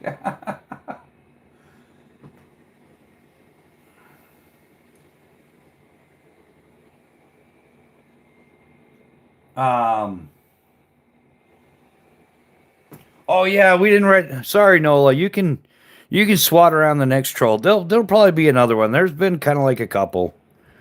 Um, but I think there's certain other lives going on, so the trolls are busy. You know, they're all like gooning out on Chinesium. Oh, I just said that. Yeah, I did. Oh, um, we had the mod deuce with a POS 13 HB sight. My dream is okay. New house. That's not a standard dream, dude. Miniguns are wet dreams, not just regular dreams. Um, I have about 15,000 rounds of 22. I need to get more. I'm drastically low. Oh wow, that's something special. We're all feeling special tonight, guys. Wow, holy cow. What else have we got going on? I don't know, said Ricky Bobby. I have a pan seal. Ground fog with the ultimate weapon of choice. With a pencil. With a fucking pencil. Someday I know, bought a 9mm Mag 10. I told him he should have got the 45 version. We were firing so much with a 50, we had to break one down and use 4 barrels for one. Yeah, that's what I'm saying. Yeah, you rotate like 3, 4, 5 barrels, depending on what rate of fire you're trying to sustain. I can't remember what all that stuff is, man. That was like a whole lifetime ago. But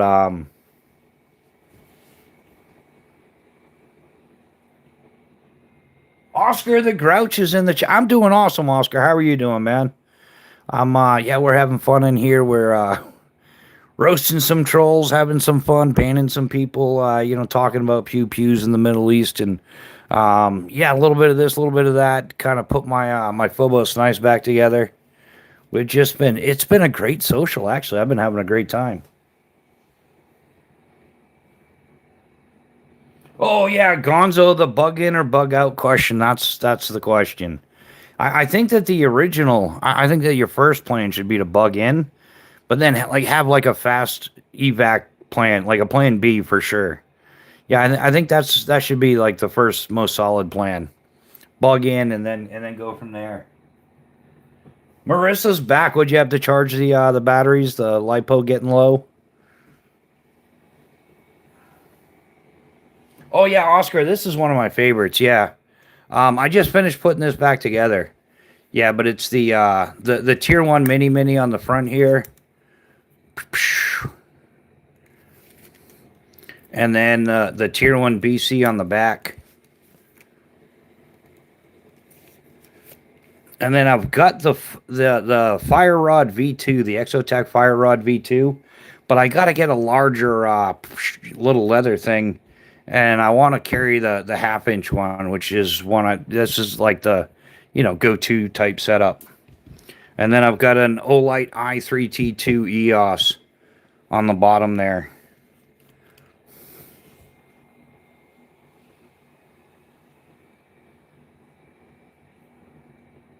Conzo, I'm in South Florida, so bug out and head north. Bug in to bug out more successfully. Yeah, my plan is to bug in initially. Come see me in Tennessee. Gons, man, I gotta make it to Tennessee because Phobos Knives is in Tennessee. Full Tank Tactical is in Tennessee. What else? There's a couple other things in Tennessee I want to go to. Um,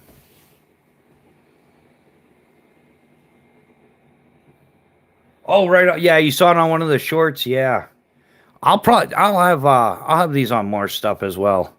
It's kind of like my knife trio, the quad, the hat trick plus one. I'm gonna send you some pics after the live of the storage tube I printed. Nice, nice. Yeah, yeah. The 3D printed stuff is awesome. I will bug in as long as possible. Gonna need a ton of time to load up all the rifle and pistol bags and way too many damn ammo cans.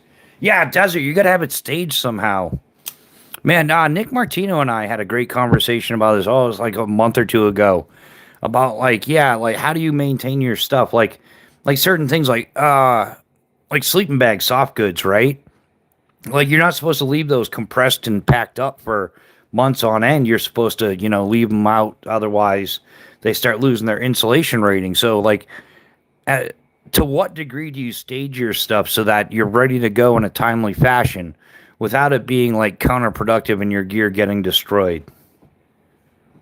My buddy's family is in Tennessee. I work with him on base. East Tennessee is God's country in my book. Yeah, a lot of good folk from Tennessee for sure.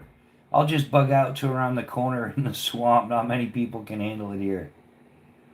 Yeah, swamp, man, especially if there's a lot of skeeters. Man, skeeters. There's a skeeter on my Peter. Whack it off, whack it off. There's a skeeter on my Peter. There's a skeeter on my Peter. There's a skeeter on my Peter. Whack it off. It makes the mosquitoes stay away from you when you're camping, as well as hot chicks. But did I tell you that I got a hold of the Night Slasher from the Cobra movie, just a replica? Oh no way, Oscar, that's cool. Um, yeah, the Cobra movie, like Sylvester Stallone, right? That's what I'm thinking of. Where he's got like $1,000 laser sight going over what was it, an MP5 or something? I can't remember. My plan is to finish my brake barrel setup is slow buying adapters to make it complete with like 10 different rounds. Definitely would not mind moving to Tennessee. Okay, yeah, that's the one. Yeah, that's sweet. Who did it? Oh, DBK just did a thing on like movie knives.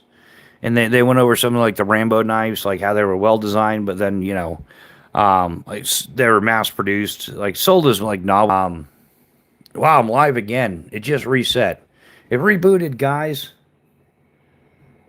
Everybody there? Can everybody read? 10-4, little buddy.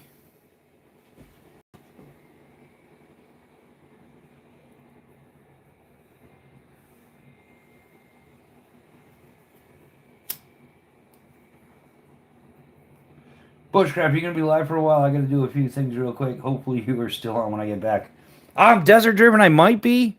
We kind of just went over the 2 hour mark, but I'll keep running it for a bit if everybody wants to hang out. Yeah, Oscar, you got which Rambo? Isn't there? There's like 4 or 5 of them. 5 now, right? 4. No, there's 5. 5 Rambo knives. I'm trying to get good with compound bow and it's not going well. Oh, Gonzo, man, you want some good pointers, man? It's called Knock On Archery, like Rock On, right? But Knock On Archery. Oh, it's John Dudley. He's like a world champ arborist, man. He has got some great tutorials on how to like really fine tune your like compound bow archery, right? I need to learn a bow, crossbow, or just point and shoot. I want a slingshot and breakdown blowgun. Yeah, the breakdown blow. I've got a slingshot, man. Slingshots are the bling. It's like pocket size archery. Um,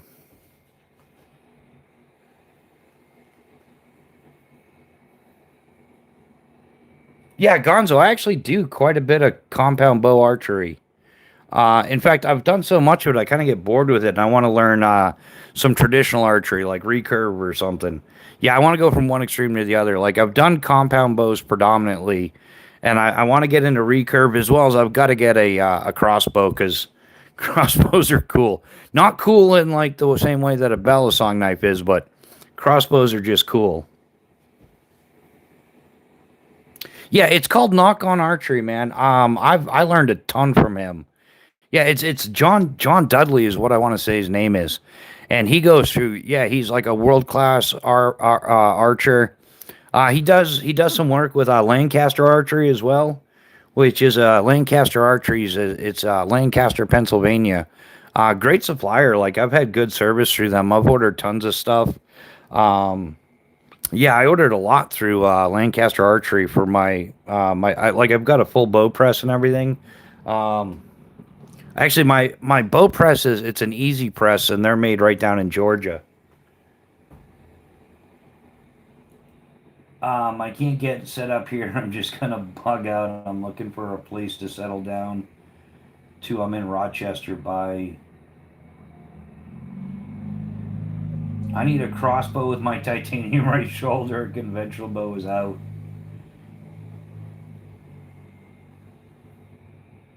Yeah, crossbows are sweet nowadays too. Yeah.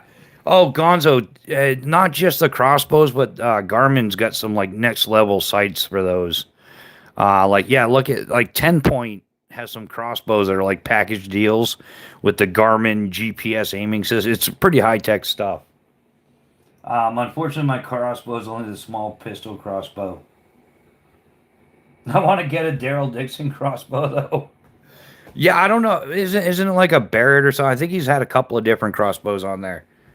I don't think they're all the same.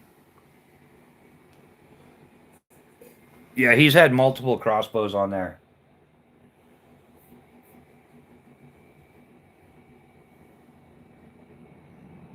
I'm just getting caught up on the comments, guys. Newhouse has got a longbow.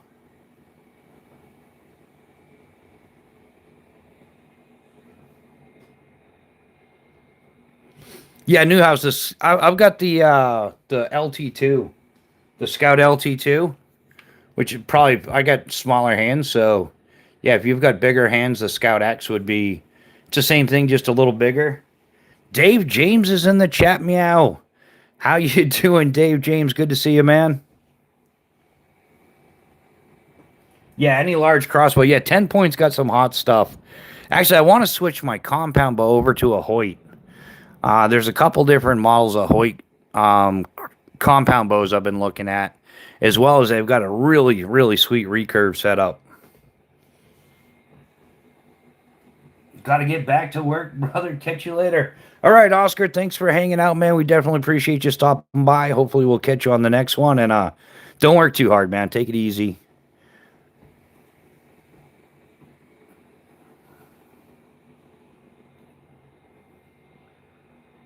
Uh, just getting caught up. Shadows. Go hiking and find a mountainous park or something to put a bug out shelter and a pre-cache, a bunch of equipment. Yeah, that's the only. Yeah, yeah, doing like caches, catches, whatever. Some people. Oh, pronunciation, right? Depends on what part of the world you're in, but a cache, man. Yeah, I've always felt sketchy doing that, like in just some random place. Like I almost feel like it's got to be on private property or something. Bugging in and bugging out are both scenarios specific and very nuanced. Pace for each one. Lots of homework, planning, and rehearsals. Yeah, yeah, ground fog spot on with that. Yeah. You don't just grab your man purse and run out to the woods randomly. Like, yeah, you've got to have a solid plan going. But yeah, all right. Yeah, Oscar's taking off, man. Take care, brother. Like we said, have an awesome night. We'll catch you on the next one. Dave, not much recovering from dental surgery. That's about it. Yeah. If you plan on bugging out, you're going to be on foot. Unless you got a bicycle, man. I'm gonna work on the bug out bike instead of the bug out bag. It's the bug out bike. I prototyped it like actively for 10 years. I think it's a solid concept. It doesn't take much training. Like you can cover 100 miles with 100 plus pounds of gear in a day. Um, Putting in like moderate work. Um, I'm kind of I have looked into the e-bikes. So I'm not sure. The problem is you can charge them solar, but how long is it going to take for those batteries to charge? How many solar panels do you need to carry? Like how many watts? Like, okay, if the e-bike is only getting like 80 to 100 miles range with like whatever battery it's got on there, but it takes 3 days to charge it and all that weight, you're not just gonna pedal it that extra. Like some of those e-bikes are up there as 80 to 100 pounds, just the e-bike. So if you put another 100 pounds of gear on it, you're talking over 200 pounds. So if you've got to pedal that, like, yeah, you better be Greg LeMond or something. You better be well trained. But a mountain bike, like a hardtail front suspension mountain bike, you can get those down in the low 20s, 20 to 25 pounds, depending on what you got for options and racks and things like that. And then you can put 100 pounds of gear on it, so you're at like 125. So yeah, that 75 pounds all makes a difference. You really thought that the powers that be wouldn't put in safeguards to all the survival crap that they sold you? Put the entire infrastructure is built that way.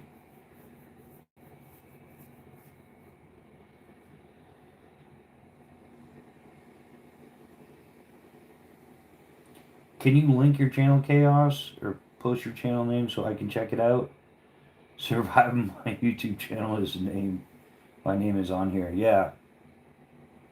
Also drastically reduces the range of the e-bike. Yeah. Yeah, so all that extra weight is going to drastically reduce. Yeah.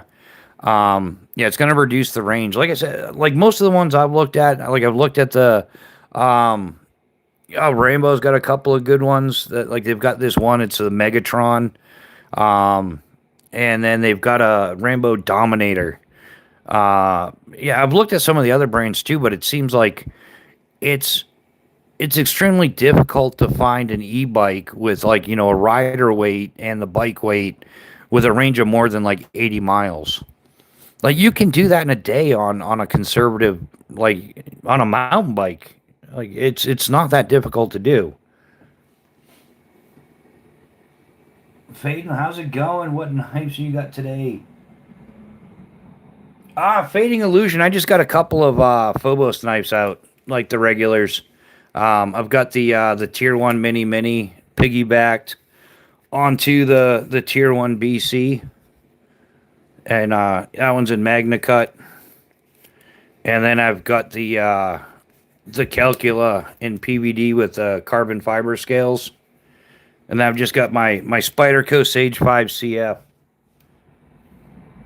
Alternators are inherently three-phase motors. Yeah, slap an alternator hooked up to a regular pedal bike in line with the gearing. Yeah, no, there's people that have looked into doing that, setting up an alternator into the crank system and stuff, and it's just it doesn't charge the way you think it would. Like it'll never like really upcharge the bike. You're constantly going to drain it, and it doesn't add much to it. Use battery adapters into Walter, Milwaukee, Hercules, etc., and you'll be able to power your bike off discarded or looted common brand power tool batteries. Yeah, and those are going to come up short real quick. Like how like yeah, I don't know. The e-bike thing it's entertaining, but I don't think it's practical. I mean, I don't know. I guess maybe no, it just doesn't make any sense.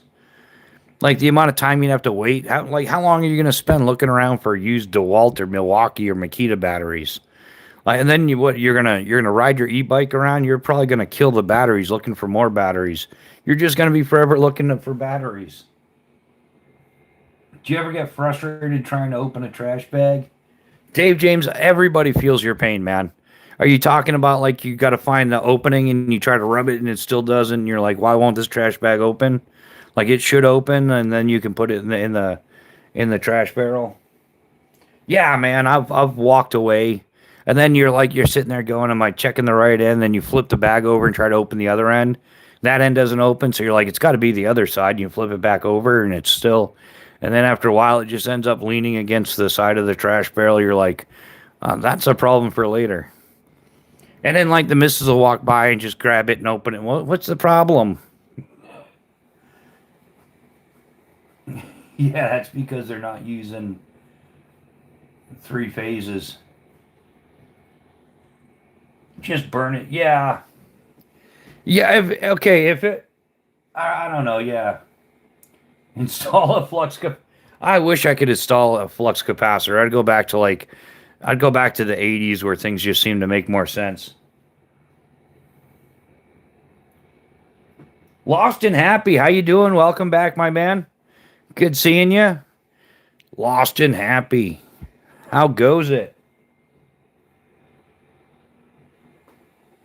Yeah, console, I'll just train zombies to pull me everywhere. Now you're thinking, get a couple of the NPCs.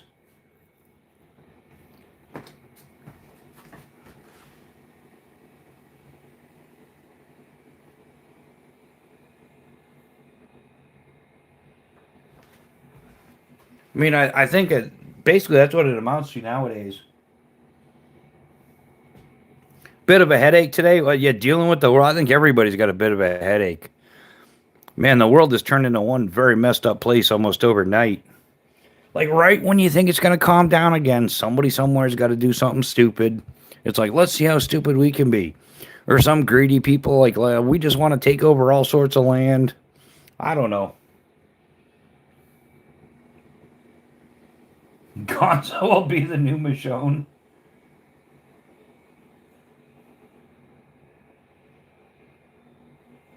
Over 6,000 chips are found in the common vehicle now. Yeah, the common yeah, they're making those so that you can't fix them and everything's a subscription. What was it? BMW was trying to make people get a subscription to like to run what is it? The heated seats. Yeah, heated car seats. LC Buell, happy Friday to you too as well, man. How you doing? It's good seeing you, brother. I need to build a trailer for my e-bike just to haul my ammo. Yeah, that's the whole thing, Chaos. I doubt it would. Like, yeah, I don't think you're gonna find an e-bike that's gonna haul that much. You're better off getting a cargo bike with the proper gearing system and just pedaling it. I don't think that e-bikes are. Yeah, they're. I don't know. Tried looking into some of the high end ones. I think they're fine for riding. I think once you start putting some weight on them, though, yeah, they're just not going to perform.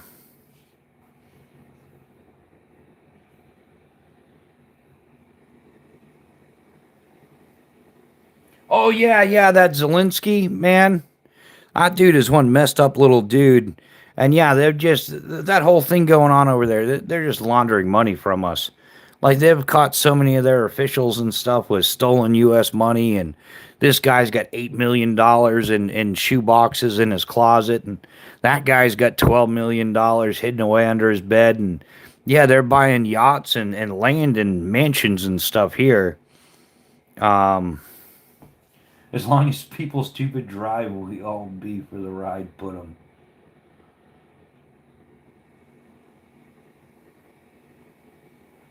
Yeah, most e-bikes can safely tow between 50 and 150 pounds. In a trailer, those specialized cargo e-bikes can handle up to 500. Yeah, but you're better off just getting a regular pedal bike. Like we were talking about using it for like a bug out bike, and I think yeah, like just the range on them. So like you can outride an e-bike, on like yeah, we'll get to that eventually. Yeah, that's what we should do. Yeah, all the oligarchs, all the politicians, all the corrupt people. Yeah, just put them in that Hunger Games scenario or something.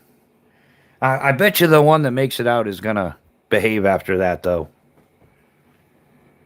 If you stop watching the screens, you stopped worrying about it. Yeah, I got it to help me get into shape again, especially for longer distance riding.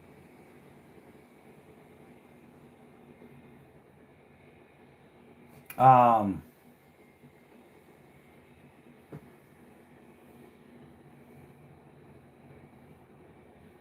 Thanks for the tip about the sleeping bags. Going to tell the wife we need to unroll all of them.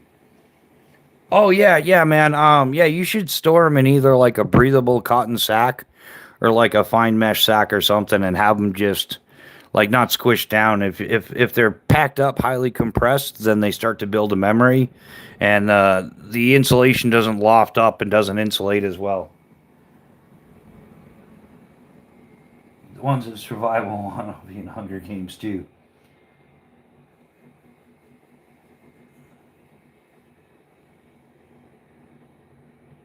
Yeah, if an EMP happens, I just collect for PDF files and make them hold me around. Um,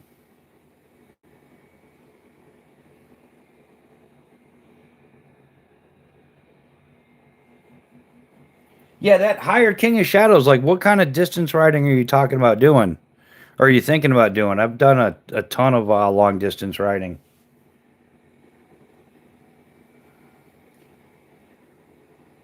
Yeah, I'd do a different type of collecting, no quarter. Yeah, something's got to give with these, and these people are absolute lunatics. Yeah, they're just yeah, the people running the show, they're absolute lunatics. Yeah, anybody hear what they're calling this new thing going on in Iran and stuff? It's Operation Epstein Fury because they're trying to cover. They don't want everybody asking about the Manila folder, so we'll start a war to help cover it up. I don't know how much truth is in that. I think what's been going on over there has been well, it's been going on for like millennia. So I don't know.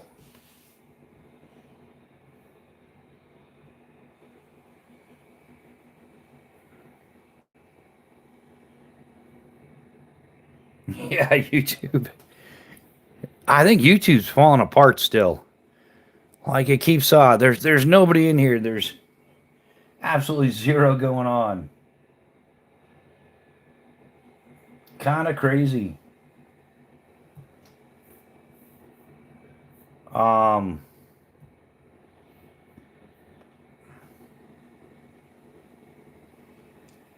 yeah, I think probably Skynet's probably overtaking YouTube. I think that's what it is. It's been acting weird now like for weeks. Step 1, 2 to 3 months bug in. Only leave a fire spread. Stop. Step 2.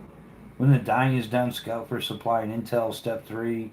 Reinforce your home or burn it. Um, then the bug out is needed. Yeah. Yeah, I think the bug out thing like a last resort.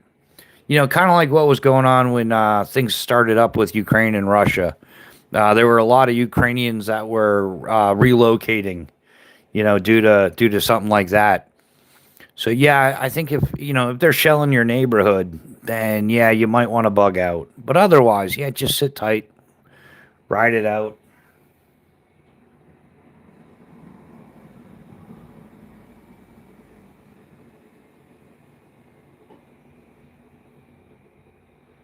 Yeah, the inherent flaw of programming binary code is a degradation happens more often than the larger file is copied. That means the computers inherently get slower and slower because of corrupt copying. Yeah, yeah, ground fog. That's a whole. Yeah, they they want to lock people up for 10 years for taxes, but they let they let the other people go. Yeah, it doesn't make sense. Yeah, gruesome Newsom also pardoned the guy with the green card that was released from 14 years in jail for attempted murder, so he would not be deported. Fucking turd Newsom.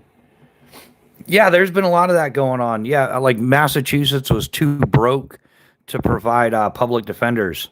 So because there was like all the people that were waiting for, public defenders to go to trial, do whatever, they had to let them all go because yeah, they ran out of money spending it on the fence jumpers.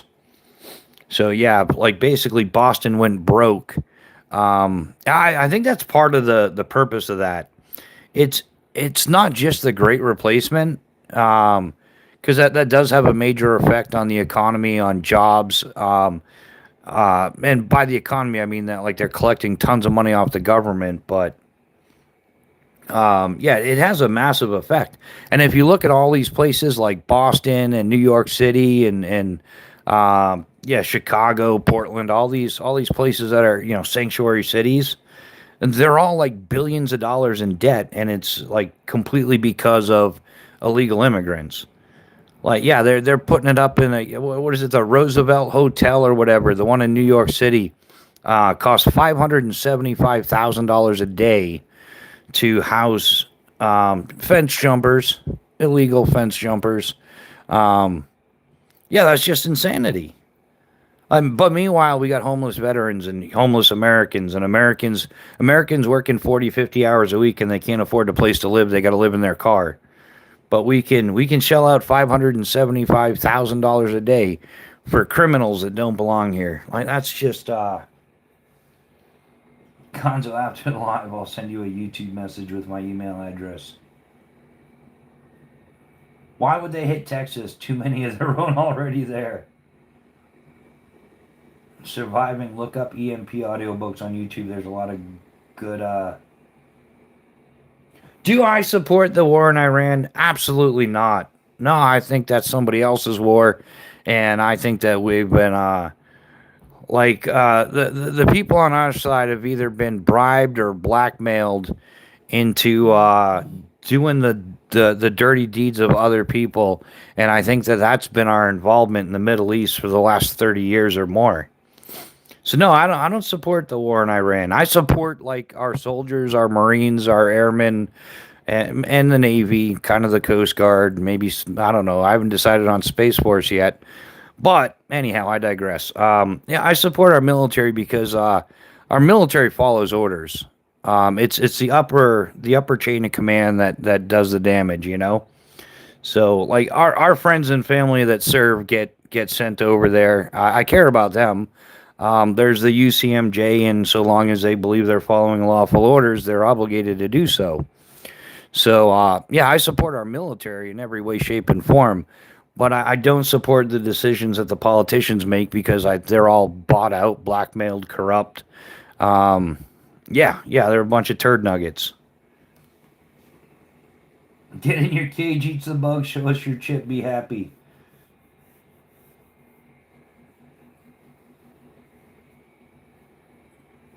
Um, Gonzo, shoot me an email. 90% of the public would not survive an EMP. Sounds good. In the first 90 days, I couldn't agree with you more. Thank you for answering the question. Right on, Joe Mac. Um, yeah, I get it. It's sometimes it's awkward answering people's questions on here because you don't know what the outcome is going to be. Some people are like, no. And then other people are like, all right, thanks, man. I understand. I have a printed version of Lost Ways, Army Manual, and a few other manuals. I need another 100 plus printed books.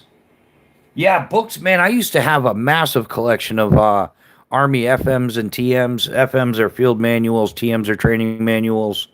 I had some of the ARs too, but they really don't apply to much. Army regulations, like the AR 670-1, the uniform code and guide and stuff. That stuff's not really useful, but I had a lot of FMs and TMs. I wish I still had. I gave them away years ago. Um, Make love, not war, go fishing. I agree, Dave James. Uh, I think that most of the world agrees with that. I definitely agree with that. But once again, it's the politicians that are forcing our hand at this stuff. Like, I don't think that there's really all that many people behind supporting anything that's going on over there. Especially, like, okay, there's one country that started a war with 8 countries, right? Okay, just hypothetically, if this were to happen, because it's really happening, but we're not going to talk about it specifically. But imagine a small country the size of New Jersey, with a relatively similar population, decided to start war with 8 countries. And they were throwing the boom bangs and the big pops and everything at them, just leveling buildings and the whole 9 yards. And then all of a sudden, like they start another war with another country, but they're effectively dropping stuff on that country. So now you've got the people that initiated war with 8 countries finally getting bombed, and they're screaming about what about international laws? International, like, can't do that. It's like, no, if you're really, equal lefts and equal rights, whatever, that kind of stuff. Like, these people are so utterly stupid. But they're crying, they're pulling out their victim cards. But we was victims, and Oh no, we can't have this. It's such crap. Like, yeah, man. Okay, chaos. If chaos walks up to me, and chaos knows if he punched me, right? He punches me in the face. Odds are I'm gonna punch him back, unless he knocked me out first punch. But hypothetically, like he knows that going into it, so there would be no surprise. Like if chaos walked up and swung on me and punched me in the face, I swing back, punch him in the face. He's not gonna be like, but you wasn't supposed to hit me back. He would be expecting it. That's common sense. So yeah, these stupid entitled little tiny hat peoples. Um, 90% of the public would die off because they do not have drinking water, and the contaminated water would automatically happen in the cities and suburbs from the sewage mitigation pumps ceasing to work. Yeah, he's right about that. Artisan well effect. I and my family just need to be great for a while.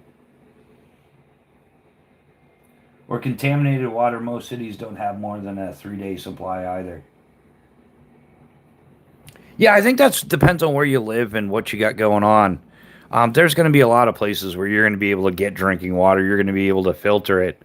It's yeah. I mean, certain like I would be all set for quite a long time with, but I guess yeah, a lot of us are the exception to the rule because we just happen to have some of that stuff.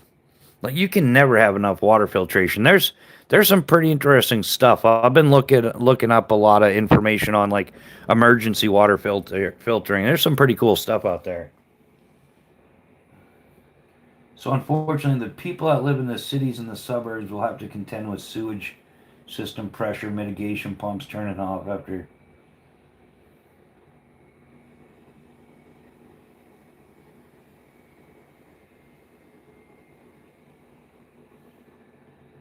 I and my family just need to. Yeah, I think there's a lot of us that like to go gray for a while. I was halfway there for like 10 years. I was off the grid, but kind of on the grid, but not really. Um, it was actually the happiest 10 years of my life. Not gonna lie, like yeah, just doing my thing. Can water be made if you've got electricity? Yeah, you can use like a dehumidifier type thing. You can catch like morning dew. There's lots of different ways to gather water. That would be a pure form of water.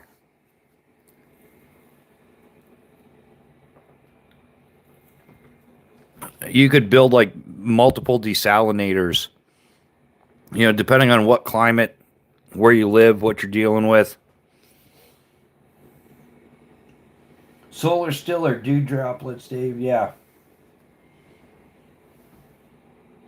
Yeah, the cleanest form of water is to electrolyze it and then burn it, turning it back into steam can be collected. Yeah.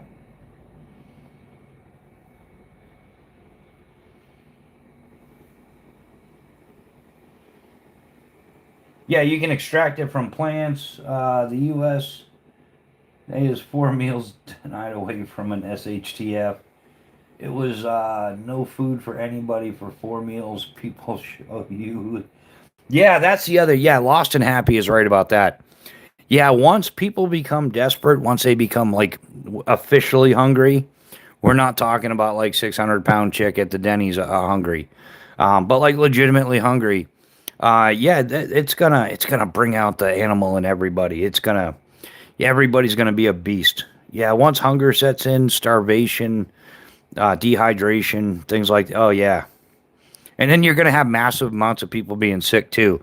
You're gonna have people that just yeah, there's gonna be like dysentery is gonna run rampant. Yeah, boil the water and condense the steam. Yeah.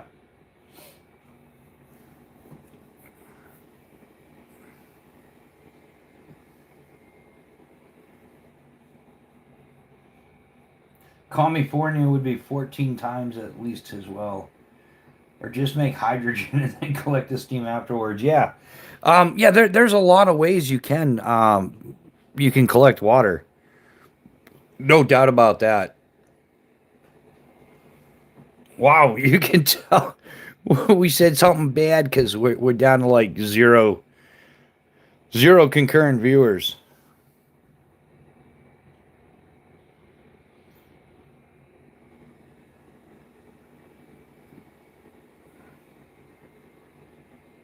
Yeah, chemicals forever, chemicals to be exact, Pegs. Yeah, that's what. Yeah, yeah, like you were saying, 3 months bug in. Yeah, as long as you've got the means to do it, and you're still your house your health yeah your house is still healthy. Yeah, YouTube is it's all over the place. Like yeah, they'll say one thing on the other and change it and yeah, my point is if you live in the city, suburbs, or are connected to a sewer system or city sewer supply, you will not want to be. Yeah, yeah, then that's, yeah, the sewer system's going to back up. Yeah, you're not going to want to be in your home. It's going to be unhealthy for you to be in your home. Yeah, if things back up.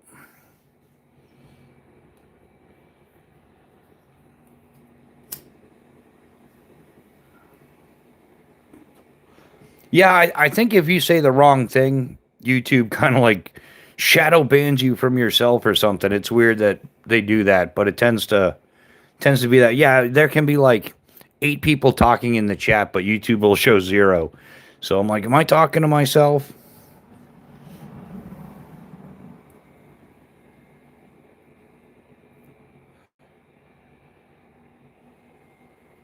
Yeah, yeah. Get a map of your area that you know how to read. Learn how to read a map. Get a map. I guess get a map. Learn how to read a map. Get a compass. Know how to use that as well. Don't rely on GPS. I mean, it could be handy. It might not be, but the nice thing about a map and compass is they can't track it. They can't pick it up. There's no chip. There's no signals whatsoever. Oh yeah, yeah. YouTube is, yeah. They unsubscribe a lot of people. Like it's kind of wild the way that that happens. Yeah. So everybody check to make sure you're still subscribed. I said I wasn't liberal. What the fuck?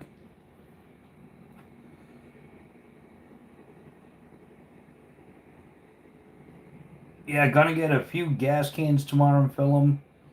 Already $5. Yeah, yeah. How has anybody else noticed that? Gas prices going up rather rapidly recently.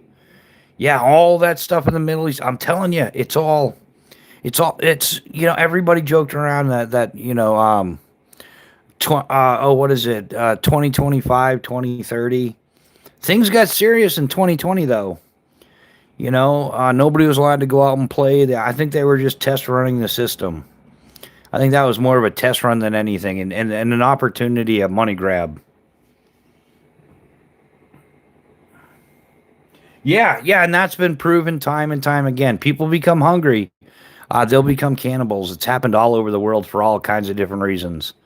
Um, yeah, it's yeah, yeah. Like animal instinct will override human logic.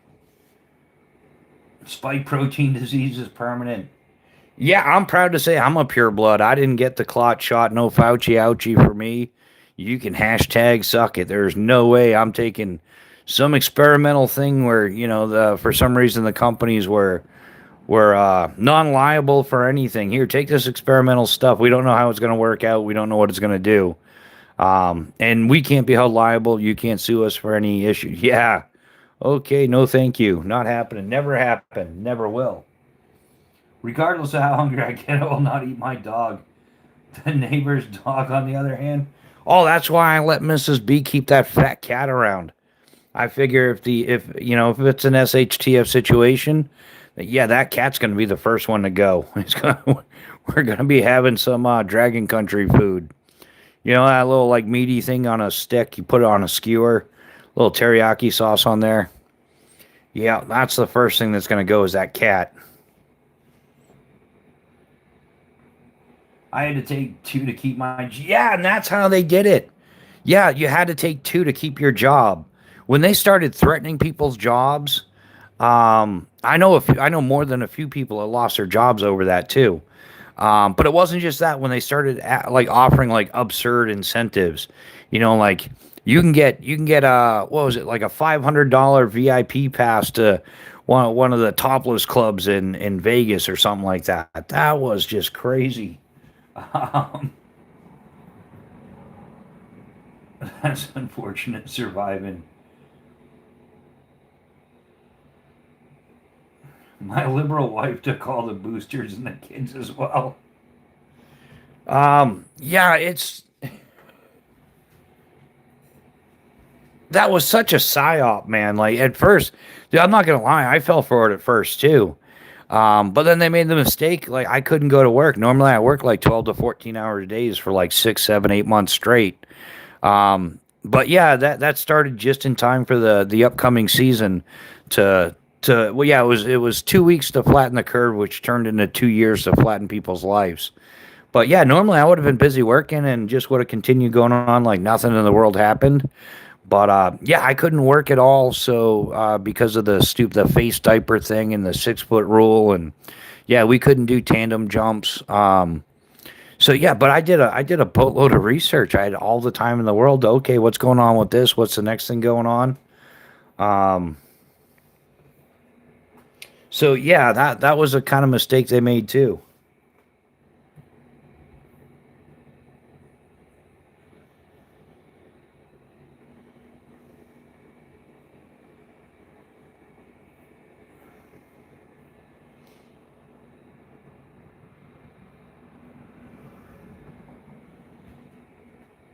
When we caught the cough, I only had a slight sniffle and a 98.9 or 91 point nothing worse. The wife and kids were sick like a dog. Yeah, I don't know. I guess it affected different people differently. I think that people that got the shot that started. I think a lot of it. I think a lot of it was in that shot. Fortunately, my employer took the don't ask, don't tell attitude about the jab.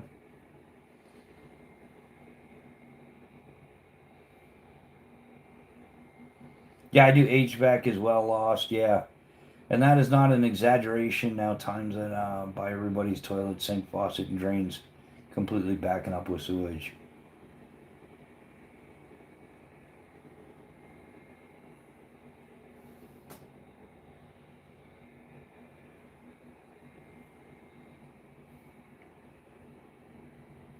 Yeah, lost and happy. I want to start a survival school. You should, man.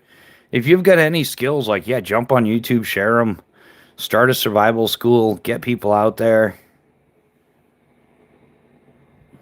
Yeah, that was one of those. Yeah, the cure was worse than the disease, wasn't it? Like yeah, and a lot of it's gotten covered up. A lot. Yeah, it's just insanity. And you notice how they keep all the drama going on. There's always something going on that just makes you forget about what happened last week, forget about last month or 6 months ago or last year. Um, yeah, I think they start a lot of controversy. Like they flood everything with information. That way there's too much information to sift through and find any legitimate answers.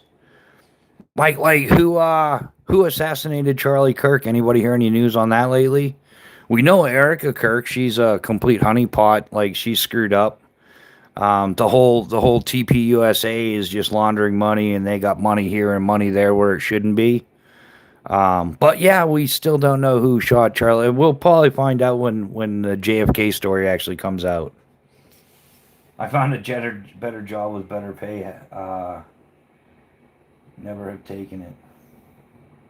Yeah, my company tried to force me. I told them that the forced experimentation on a permanent basis of generate. Oh yeah, and this is another thing. Yeah, the clot shot. That's another one. With the left. You know, the hypocrisy of the left. The left is always yelling, "My body, my choice. My body, my choice." Until it came to that, and then they're like, "You just don't care about anybody else. You're killing everybody. You're killing my grandma." Blah blah blah. Shut up. These people are so whacked out. That's what I'm talking about. The hypocrisy with them is never ending. You know, and they're like, "Well, if you don't take the shot, it's like, but if you do, you're all set. What are you worried about?"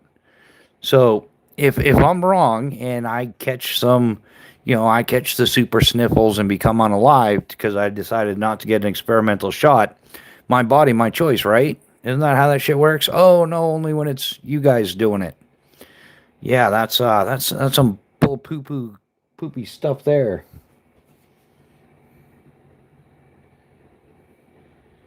It was the same nobody that killed JFK, MLK, Tupac, and Biggie.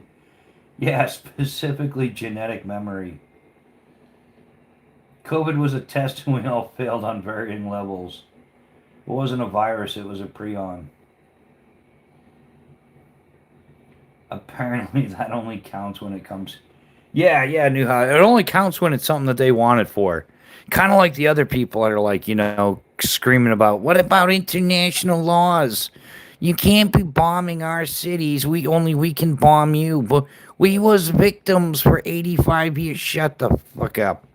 Yeah, yeah, man, the hypocrisy, the double standards, you know, like I don't know what's going on with the Manila Folders stuff, but maybe if we just let, a certain country not be a country anymore and, maybe that stuff would disappear and the world might start functioning again like Europe's not being invaded, US and Canada's not being invaded. Um Nobody was forced, you had the option to find another job.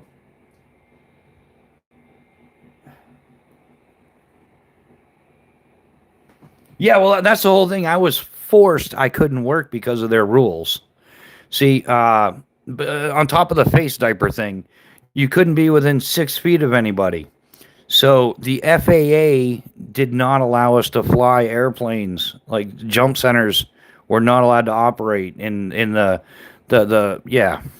So yeah, there was really no way around it without going to prison or something over something. Yeah, the whole thing was just a mess.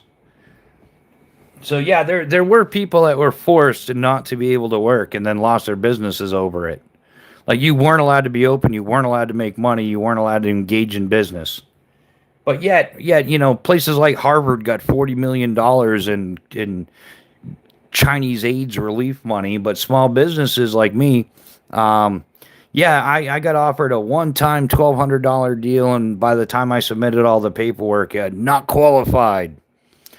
So yeah, so some people were forced out of business. Some people were forced out of medical. I know I know a few people that were um, like LNAs and stuff like that.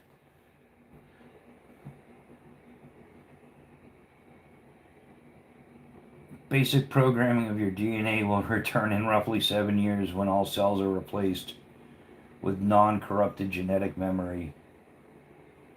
The 6 foot rule was the only good thing that came out. Yeah, cons. It wasn't all that bad. Stopped a lot of the bullcrap chatter. I never gave up any rights. I told them no. Well, see, that's awesome. You were in that position. Um, but not everybody was, dude. Like the people that I subcontracted through. Oh, it's that guy again. Oh man, I should have remembered you. Yeah, yeah, I remember you now. You're the one with the whole family that does everything.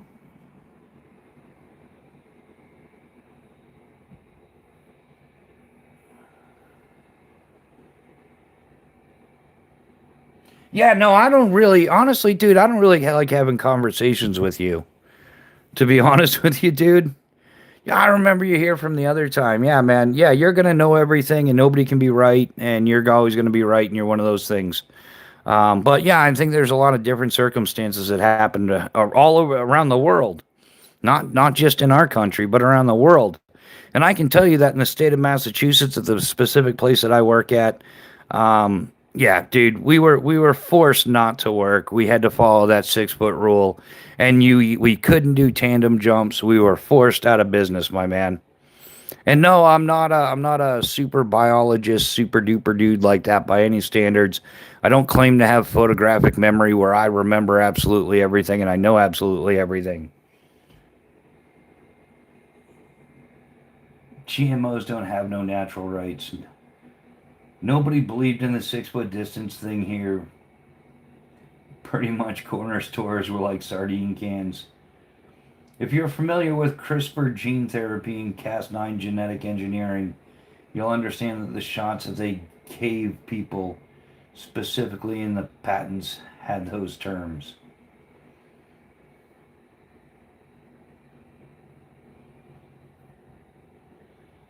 Gonzo, supposedly Trump brought them back or is currently bringing them back and giving them back pay.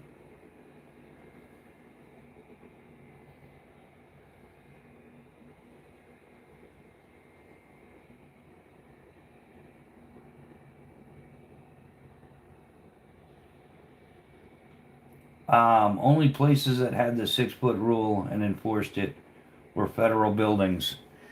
Yeah, okay, and aviation is mandated by who? Right, okay, if we're going to split hairs like this, aviation in this country is mandated by who? The FAA, the Federal Aviation Administration, right? Which is run by who, right? The fucking government, you genius. And all aviation in the United States has to follow federal aviation regulations. And when they say you can't fly, you can't fly. That's just how it works. That was so the system could scan you with a dust mask on. China has been using dust masks for pollution for roughly 20 years. They had one of the worst outbreaks. I heard of 2 service members on naval bases that came back. Probably a lot more, but heard of 2 so far. Oh, I know a guy that was in the reserves that he refused to take the shot, and they booted him out, and then like a year and a half later, they're like, oh, you can come back. But yeah, unfortunately, in the skydiving world, the damage was done. Not to mention the devastation done to the economy that has a major effect on everything as well.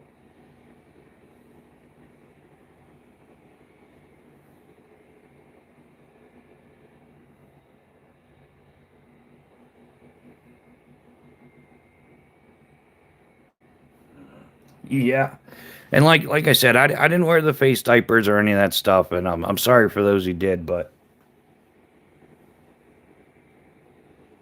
I saw the videos of China shoving people into buildings and welding the. Yeah, chaos. I saw those videos too, but yeah, they don't exist, right?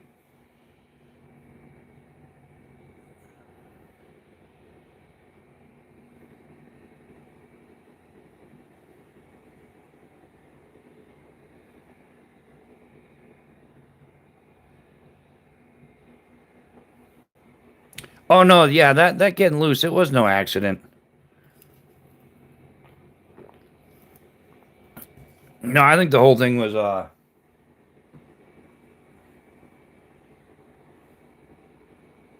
the Chi Coms released the bug.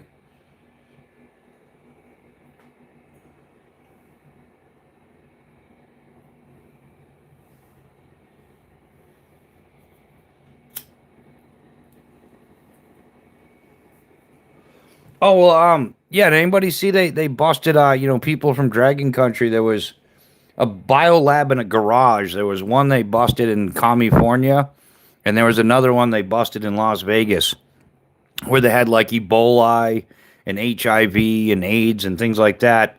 Um, yeah, they were kind of like gain of function in a garage, which was kind of creepy. That was just a few weeks ago. The one in Las Vegas.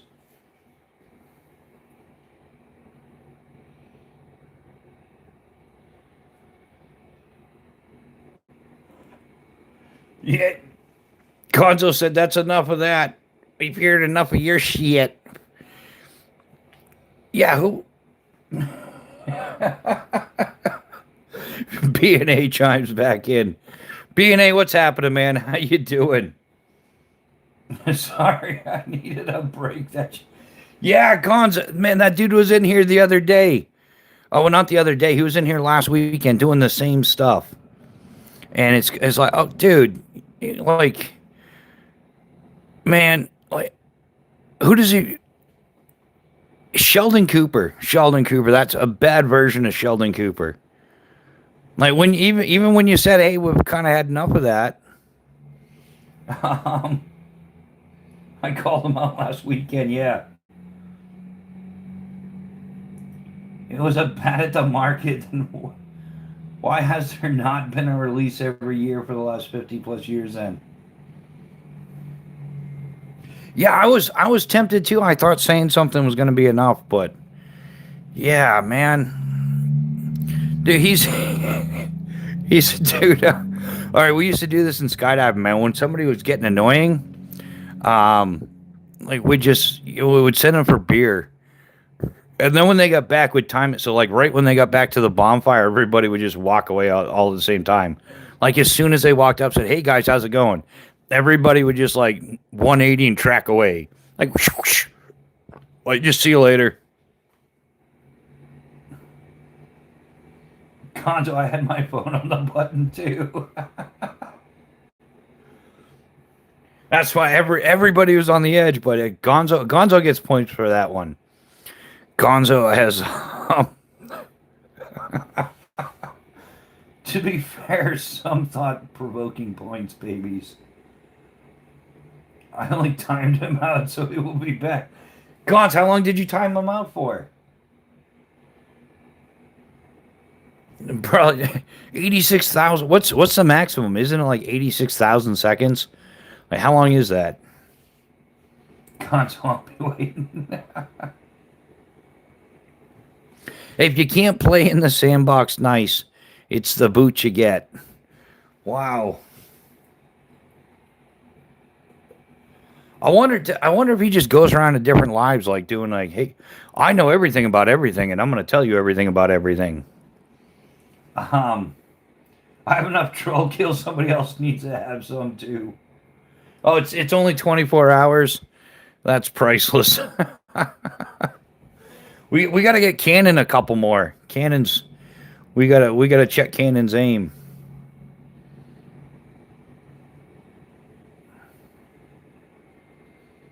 um,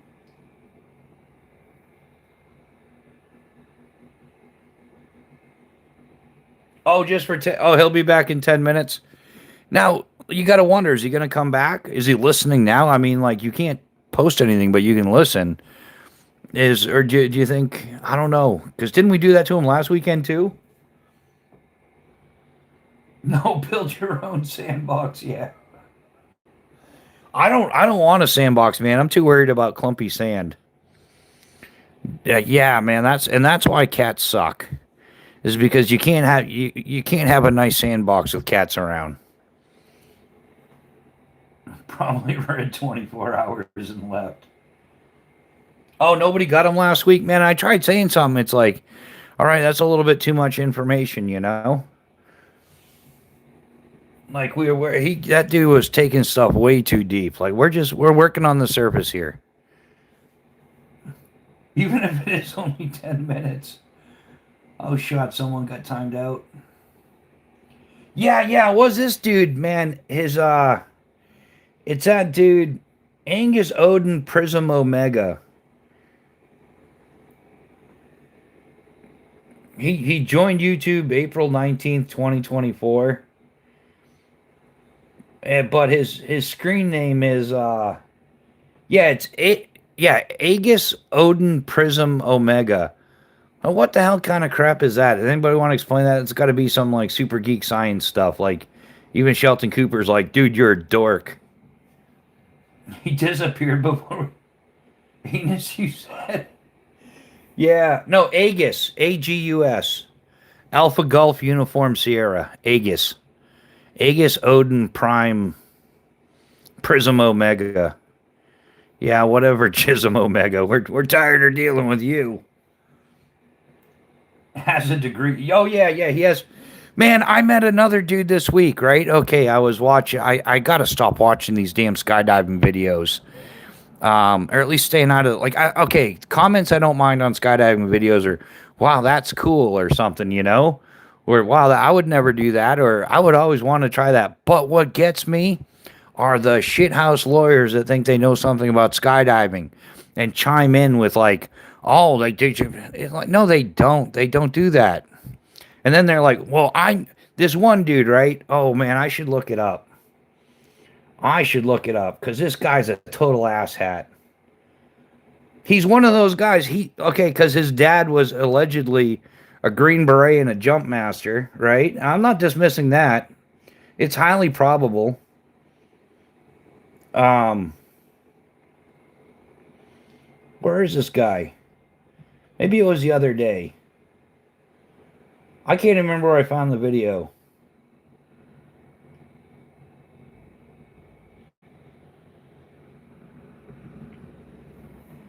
I'd have to find it. But anyhow, yeah, it's just this. It's like, no, that's not the case. Like they're trying to say, like, oh, these jumpers get dropped miles out, and they move there under free fall, and then I'm like, no, they don't. Like they would do a hey ho, and I'm like, stop trying to pretend like you know something. And then he replies back, I do know something. My dad was a Green Beret and a jump master. I'm like, well, that was your dad, and that doesn't mean you know anything. And but the guy couldn't have been more wrong about his alleged like, well, because my dad's so that's not the case, man. Just because your dad has a PhD doesn't like make you some honorary doctorate. That knowledge doesn't directly transfer to you, and especially when that knowledge is wrong. Um, Jism Omega.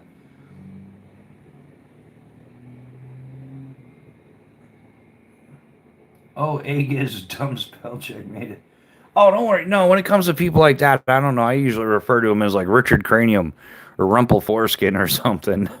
Um, but yeah, and the other one, this other dude is like, oh no, they get dropped out miles away and they use wing sights, wing suits, and then oh what they detonate the wingsuits with like he was trying to say like they blew up the wingsuit so that the technology wouldn't be lost to the. It's like, dude, it's a wingsuit, and dude, I actually led the program with what if any military application would wingsuiting have for like is there an application for wingsuiting with the military? And the answer in after like 3 years of study is no.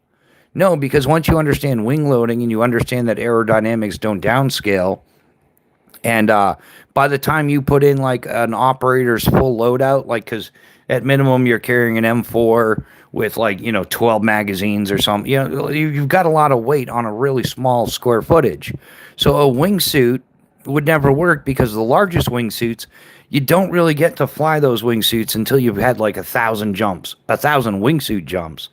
And it's going to end up being somewhere around a total of 1,500 jumps because you should have a minimum of 500 jumps before you even start doing wingsuiting, learning the basic skills and body positions needed to like have a stable wingsuit flight. So, and like I said, and then, yeah, so you're going to have 500 regular skydives where you're going to train specifically towards becoming a wingsuiter. And then you're going to go through wingsuit progression from small to big over the course of about roughly 1,000 jumps. So 1,500 jumps total. And that's just to be good at wingsuiting. Now you're going to put in the complications of carrying a full Tier 1 operator's kit in this wingsuit, which it doesn't fit, by the way. And what happens is by the time you get all that equipment onto that person into the wingsuit, then your glide ratio is crap. You're like almost back to free fall. Like like on a high end wingsuit with a good wing loading, or like you're gonna fall like vertically. You can get in the low 30s, like 35 to 30 miles per hour vertically with a horizontal speed of 100 plus miles an hour. So you're gonna figure out your glide ratio is pretty good. But when you increase the weight, you decrease that glide ratio. You lose distance over time because you're trying to get more weight from point A to point B horizontally. It just doesn't work out. So then you go right back to hey-ho. So if you're going to get dropped out like 10 miles away, like a wingsuit's never going to make it with a Tier 1 operator's loadout with the high wing loading. So actually, most of these operators are jumping tandem-sized parachutes. They're jumping like 330, 360, 400 square foot parachutes. Ideally, under those operations, you want like a 1-to-1 wing loading. So for every pound of exit weight that you have going out the door, you need a square foot of parachute. So if you got like a 210-pound operator with 150 pounds of gear, he's jumping at least a 360 to 400 square foot parachute to get like just, it's how the game works. These people just like it's complex. There's a lot to it. It's not just like, I got a parachute and I jumped out. Like, well, stop watching Hollywood thinking you know some shit. Hey, it's Bobby Buttplug back again. Yeah, nice fake now. Oh, you're so original. Don't you have some Chinesium you got to push or something, Bobby? It's Bobby Buttplug back again. I remember you from last week there, Sally McSally, coming in here harassing people. You silly little troll. What's the matter? Daddy never told you he was proud of you? What an ass tool. Yeah, that's Bob. Bobby opened his account February 15th of 2026. I bet you're one of them Chinesium pushers, right? Just click the link in the description so I can get some money from Dragon Country. You're selling out your country for 5% affiliate link, you scumbag. Um, my father knew about Charlie, especially when he told me the story of seeing the Kong coming over the hill and looking like a bunch of giant cockroaches coming at you.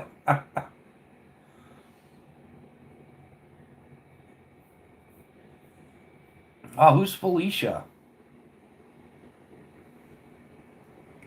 It is, man. It's all it's that crowd coming in harassing me about the knives.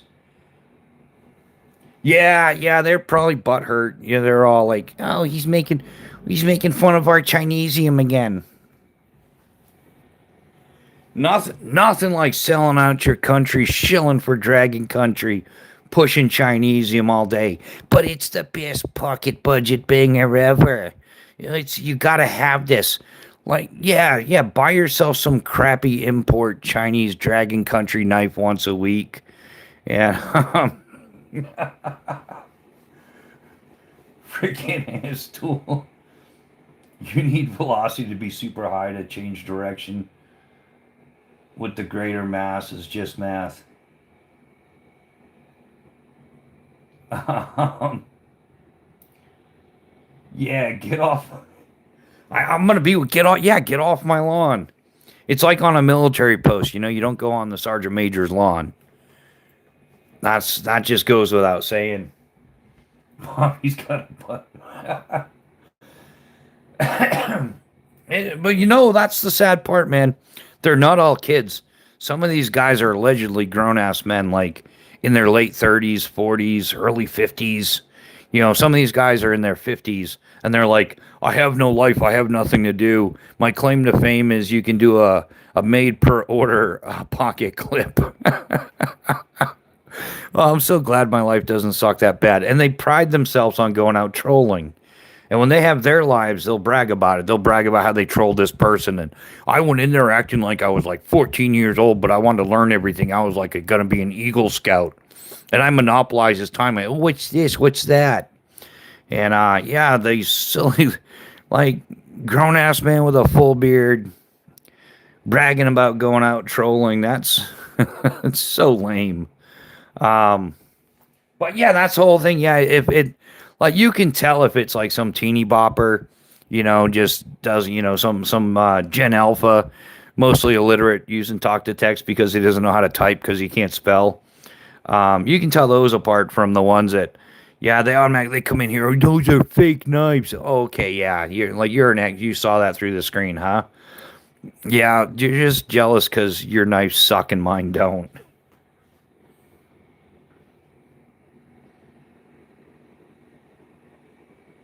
Oh yeah. Okay. So you were an actual Marine.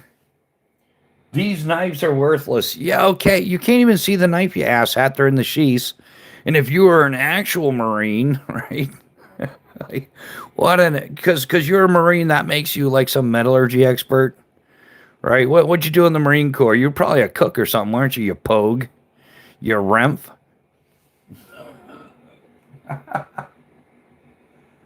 Yeah. Maybe. Yeah, he wasn't a USMC Marine. He was no, I'm not gonna go.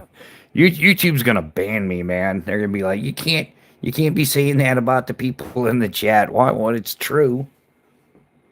My friend who retired only wanted blades made from Japanese steel is great steel, man. Silky is made in Japan. Silky saws, Silky Nada.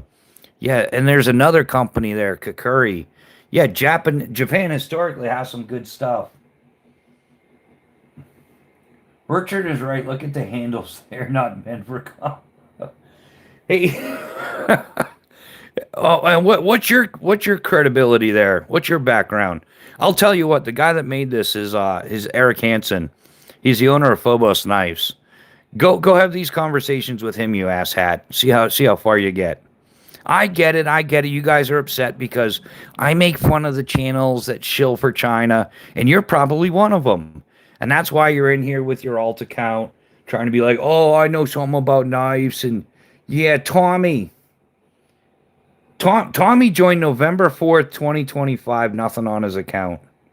Yeah, Tommy, you're another tool too. What's your real channel name? You coward.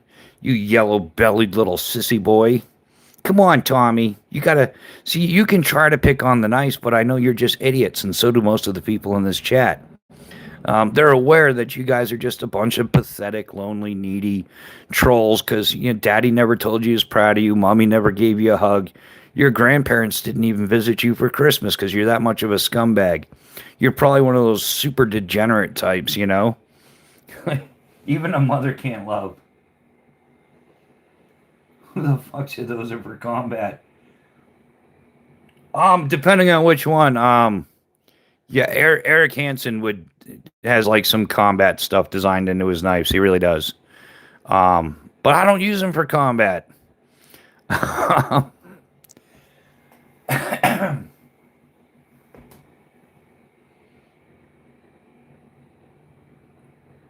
Can I find out what? I have to work on Chinese dirt bikes, four wheelers, and scooters that are now and then I charge them double just for the headache.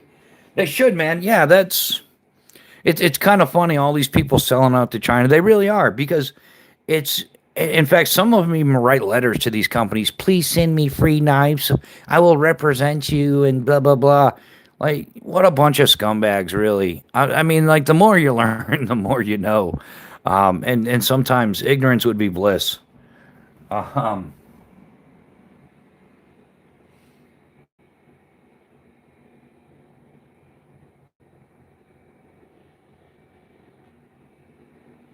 yeah, Chicom stuff is pure crapola. Yeah, they if you guys want to learn a lot more about Dragon Country Knives, check out Medford Knives. He tells a lot about the industry, a lot about the business, how things are run, why things are run that way.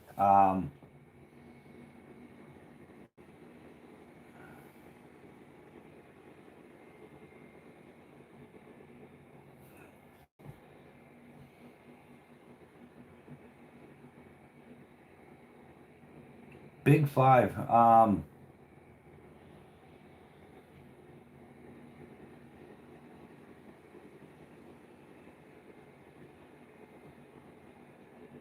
I mean, realistically, just about any knife can be used for combat. Really, I mean, look at. I mean, you could use a kitchen knife. I mean, we've all seen Hollywood, right? I mean, but for real, the majority of crimes and stuff aren't being done with like a high end, worthwhile knife. Just kitchen knives, man. Somebody grab a knife out the block, and they do their thing. You know. Um, yeah, I think there's just a lot of butthurt people out there because they don't it's like most people can't handle the truth, and when the truth is there's just a bunch of people out there shilling for an affiliate link so they can get their 5% on some trash knife. There's always American companies selling out Craig is priceless. You can kill somebody with an MRE spoon. Yeah, or with a pencil, man. I'll represent him. I'll represent him when I break. Yeah. Combat with knives in 2026, clown. Yeah, they just. We know who they are though. There's did they give up already? I'm kind of disappointed. I wasn't allowed two pencils in school. The best knife in a situation where you need one is the one that is in your hip, in your pocket, or in your hand. Yeah, I bet someone's been killed with it. Dude, I got right in the rain index cards. Those can do some damage. That's like some that's some what like level 3 paper cuts there. I bet you could take a finger off with an index card. No, maybe not the bone, but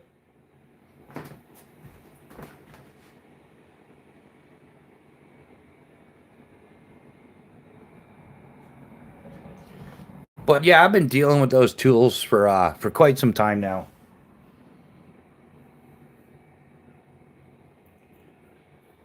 I bet someone's been, yeah.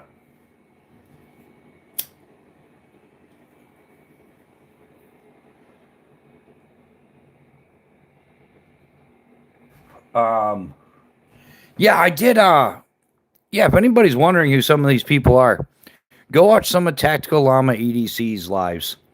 His last few lives, I meant to.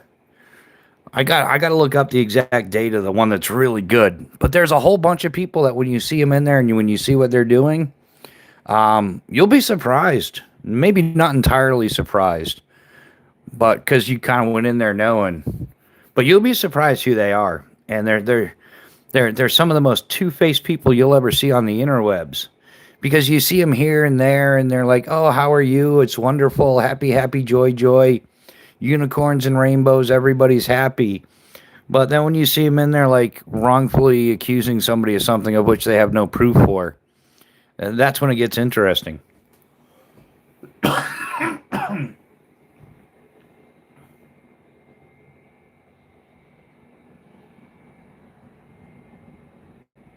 Oh, your comments aren't posting? Yeah, that's probably YouTube. Yeah, nobody's deleted any of your comments or anything. Oh, I've seen that too. Yeah, the playing cards chaos. There's like some people out there with some ninja skills throwing those things.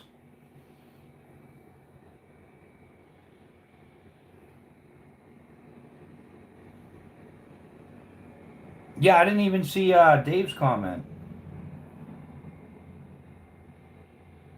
I'll represent him. I'll represent him when I pray.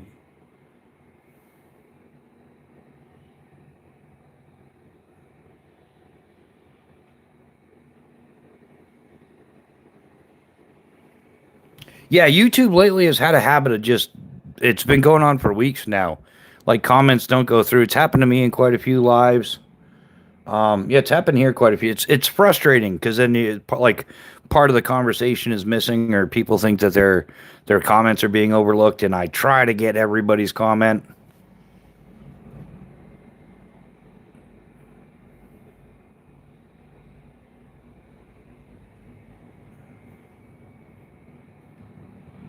Yeah, like Gonzo is saying, yeah, he's a mod and half his shit disappears. It's probably the best stuff too. That's the most disappointing thing about it. I like edgy comments and stuff. I like the sarcasm and the humor. Unfortunately, the powers that be are like, oh no, there'll be no laughing, there'll be no fun, there'll be no joking. You'll eat the bugs. If they block your comment, just redo it, change it up a little bit, or add a bunch. Well, yeah, chaos. The problem is it'll show up like if you make the comment, it'll show up on your screen, but it won't show up on everybody else's. Mrs. Bushcraft and I figured this out. We were at Newhouse Lock and Keys live, and I dropped a couple comments. They were funny, and but they were on my screen, but not on Mrs. B's screen. So like I thought my comment went through, but it didn't. Nobody saw it. Oh, ACR, what's happening, man? How are you doing? We'll give you the Spider Co salute, man. How's Hey guys, if you get a chance, go over to ACR's channel. He's doing great things over there, and he has the cutest sipping glass for his beer I've ever seen. It's adorable, guys. You don't want to miss it. It's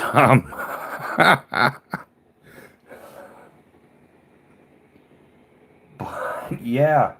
Yeah, ACR's got it going on. He's doing his 31 and 31. That's what it's called, right? I've left some comments on some of those. But yeah, he's going out doing a little fitness every day, motivating people there to let's get fit. Very motivating stuff going on there. And like I said, don't miss the cutest drinking glass ever. It is. It's adorable. It fits a whole beer though, which is a plus. Um, But yeah, plenty of good stuff going on. Plenty of entertaining, friendly banter. Hey, Bushcraft, hey, from my Q class.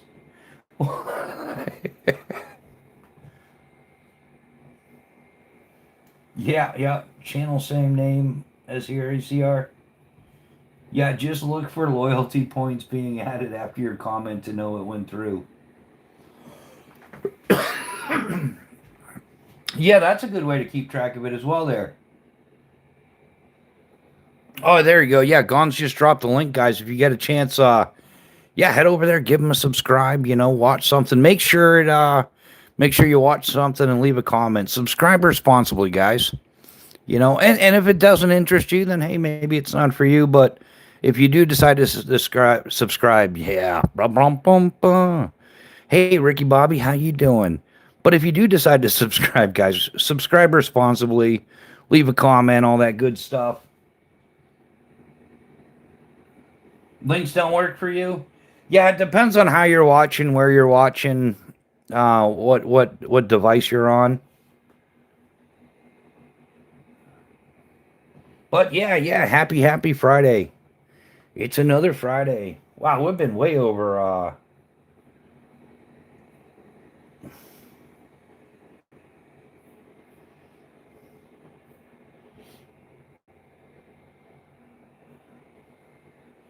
Yeah, I guess links don't always work on phones. Sometimes tablets, laptops, things like that. Depends on what it is.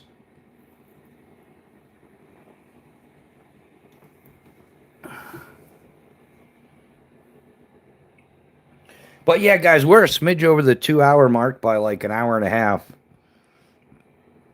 Is that what we're looking at? Yeah. Almost 3.5 hours.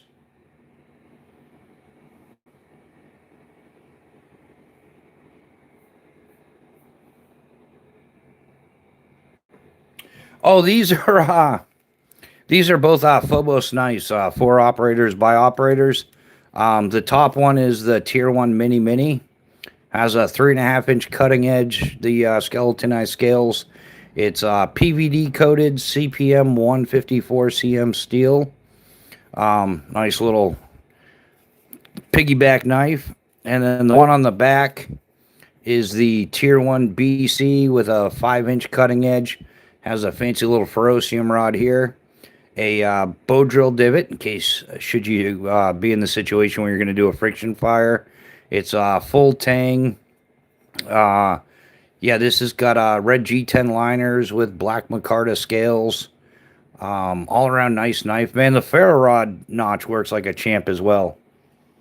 And then on the side, I've got a Exotac Fire Rod V2 and a Olight i3T2 EOS. So I got to get rid of the Chinese flashlight, but hey, man, it works for now. And then, yeah, the Tier 1 Mini comes with the leather sheath. The leather sheath for the Tier 1 BC is like an upgrade. It comes standard with Kydex. And then it's got the 2 Scout carry straps. In fact, at the beginning of this live, I transferred the top Scout carry strap down. And then it just goes through the belt loop on the smaller one. So nothing super fancy. It's not like custom leather. It's handcrafted leather from FOBOS knives. No, I didn't make the sheaths. The sheaths are handcrafted for FOBOS knives. So yeah, they're FOBOS knife products. You can see the logo right here, the FOBOS 4 operators by operators. Yeah, FOBOS is a knife company. They're out of Tennessee. And Eric Hansen is a retired 22-year veteran of the U.S. Army where he served as an 18 Delta Special Forces medic. And then he did a few things afterwards. But I just searched your channel, ACR, and found it. Just subscribe. Thank you. I'm mostly a jackass. Lots of love, but thank you, Chaos. Yeah, hey, ACR, man, we all are. We're all a bit on that jackass level, weaponized sarcasm. We're here for a good time, not a long time, so yeah, it is what it is.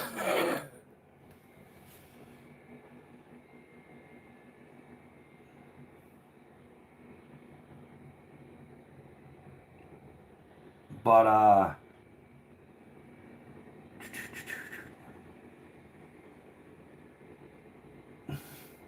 yeah, there's a lot of Gen Xers around this area. A lot of guys are just like, we're just gonna have fun. So a lot of weaponized sarcasm, but it's all just fun banter. Nobody's super serial about any of it. Except for when it comes to trolls, man.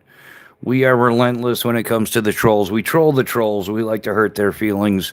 We usually end up living rent free in their heads. It's ironic because they come in here trying to screw with us, and it's like, no, really, you're just an asshat that mommy and daddy didn't give enough attention to. So,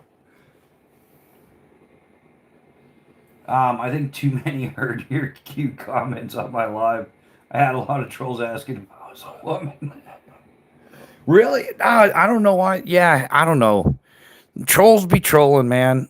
You know you're getting some traction when the trolls start showing up more often, or like they say, you're definitely over the target when you're surrounded by flack.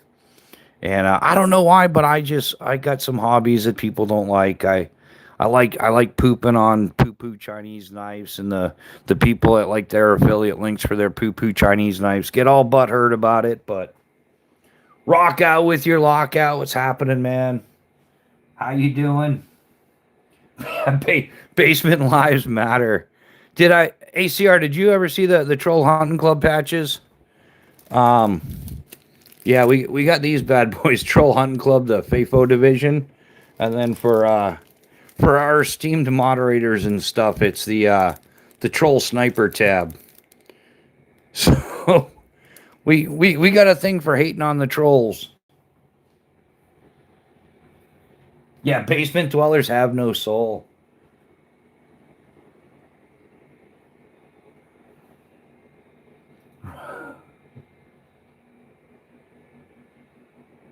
Oh, what is? Uh-oh, chaos and yeah, we're everybody's late, man. Technically, I'm millennial, but I go by Zennial. As I was raised Gen X, mom is Gen X, dad is a boomer. Yeah, it's the boomers we got to be careful for, man. They spent everything. Well, it's time for more crack in a can.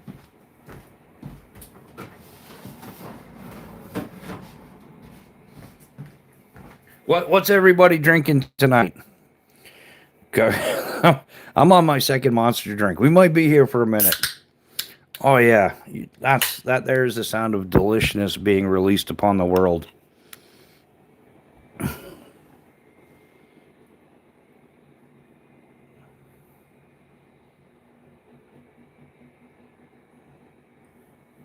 Guinness. I drink my stuff from the can too. Here we go. AC, are you still here? This is a proper pint glass. I stole it. Um, it's PD Performance Designs 30 Years of Flight, 1982 to 2012. Um, and it's from the perfect spot. I've had 1,000 beers here or more, and I don't even really know the name of the place. I'm such an ass. But yeah, restaurant and bar. It's right at Skydive DeLand in DeLand, Florida. It's about 15 minutes west of Daytona Beach. I stole two of them, man. I was talking about that's why this glass is out. I stole two of them. But I told the bartender, I was like, "Hey, those are some nice glasses. Like, can I buy some?" And she's like, "No, we don't sell them." I'm like, "You should sell them, otherwise people like me are gonna steal them." And she's like, "A lot of you have stolen these glasses." I'm like, "Well, I'm just letting you know I'm gonna steal some." And so I stole two. But it's not fully stealing if you like, hey, I'm gonna steal these, and they leave them in front of you, like they close shop. You bring them home. But no, I've been not only did I worked at Skydive DeLand, but that for quite a few years for a lot of different events. So I was friends with everybody there at the time, and so yeah, man, it's not as cute as yours, but It's fancy, you know. Not a lot of people have these. I bet you the bar doesn't have a single one left by now. I bet you they've all been taken over. But yeah, so I stole two of those. It's priceless.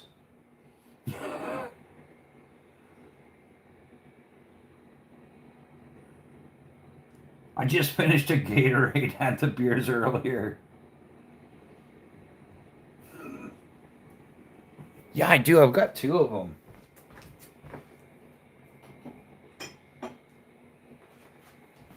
Yeah, it's matching. So you know, in case I want to be double fisting. Performance. This they make great parachutes, by the way, guys. If anybody is on the market for a parachute, I highly recommend Performance Designs. Both in fact, the PDR, the Performance Designs Reserve, probably the best reserve parachute in the world. And their main parachutes, man, quality control is next level. Attention to detail, everything. Like, yeah, I was an authorized dealer for PD for quite a few years as a master parachute rigger, and they make some of the best gear. And I'm not selling their stuff anymore. So, but if you do need to find a parachute, I highly recommend PD for all your parachuting needs. You're not going to get me in a plane, so there's no need for a parachute. Hey, that's okay, man. I totally respect people that don't want to jump out of airplanes. The vast majority of people prefer not to. Out of the ones that do, probably like by today's standards, like 95% or more do just a tandem like they did. I did a tandem. It's on my bucket list. Yay. Thanks. Hey, and thanks to that movie, The Bucket List, because a lot of people came skydiving because like, that's a great bucket list idea. Um, but yeah, I highly recommend if you don't want to skydive, don't skydive because if everybody was skydiving, we wouldn't be the cool kids now, would we? It would just be another thing to do. Um, Oh no, I gave full notification and stole them. I just woke up. Now you have me longing a beer. Hey man, if you don't start drinking in the morning, then you can't drink all day, right? Or if you're gonna drink all day, you got to start in the morning. Otherwise, you didn't drink all day. It was just half the morning.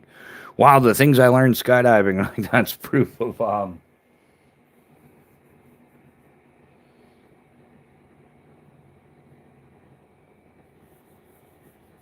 you're not gonna.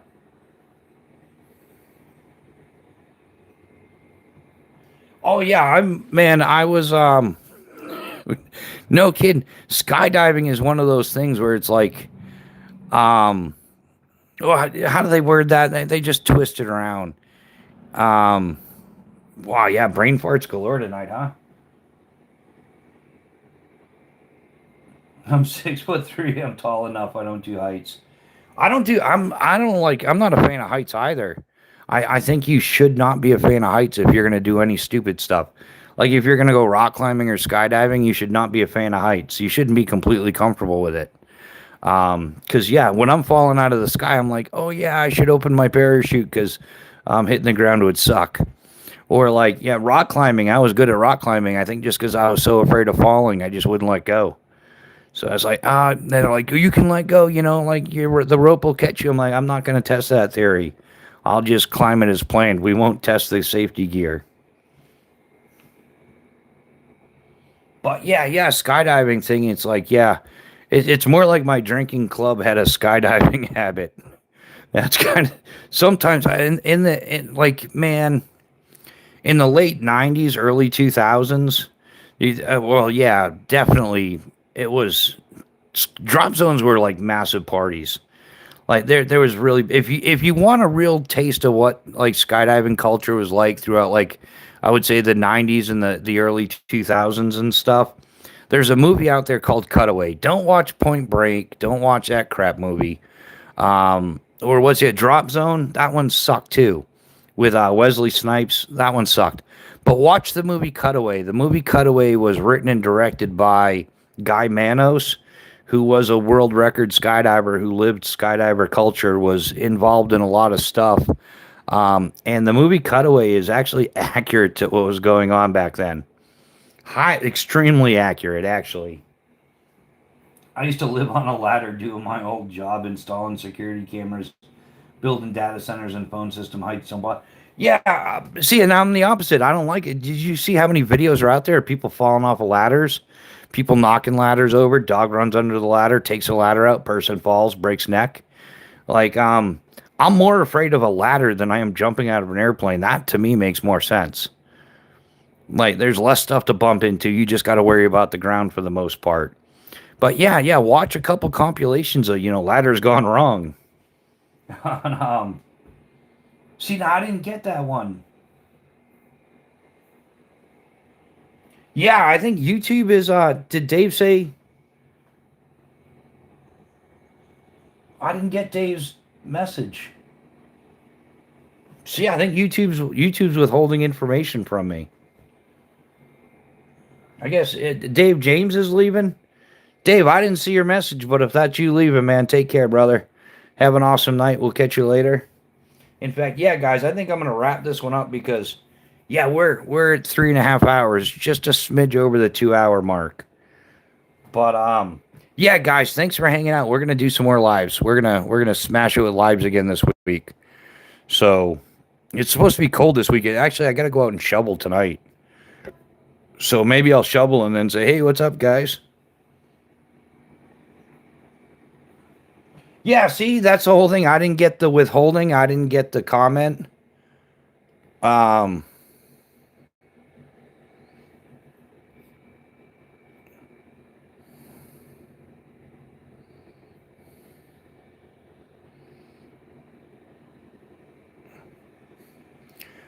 but yeah, guys, we're gonna wrap this one up. Hopefully, the next live, YouTube will let the comments go through. Cheers. I gotta go to work. All right, guys. Hey, if you didn't get around to it, please smash the like button. We definitely appreciate it. It helps the channel out. We're going to we're gonna be doing some more lives this weekend. I'm gonna post some more shorts. We're gonna try to do some more stuff, get the channel going. But yeah, thanks everybody for hanging out. We definitely appreciate you being here. Like I said, yeah, I'm trying to keep the lives down to 2 hours, but hey, sometimes failing is fun. We did about 3.5 hours for this live, so Dave's not here, man. Yeah. So but yeah, thanks for hanging out, guys. Definitely appreciate all you guys being here. And yeah, welcome to the members there, Gons. We definitely appreciate that. And we thank BNA for being generous and gifting the membership to us. But yeah, guys, rock out with your lockout. We'll talk to you soon as well. New house locking key, chaos theory. Thanks to all our moderators for helping keep the trash out of the chat. But we do like slapping them around a little bit because pimping ain't easy. Yeah, guys, we will. Yeah, be careful out there. Whole lot of stupid going on, as we know. Keep your head on a swivel. Stay alert, stay alive, stay frosty, guys, and we'll see you on the next one. Good night, guys.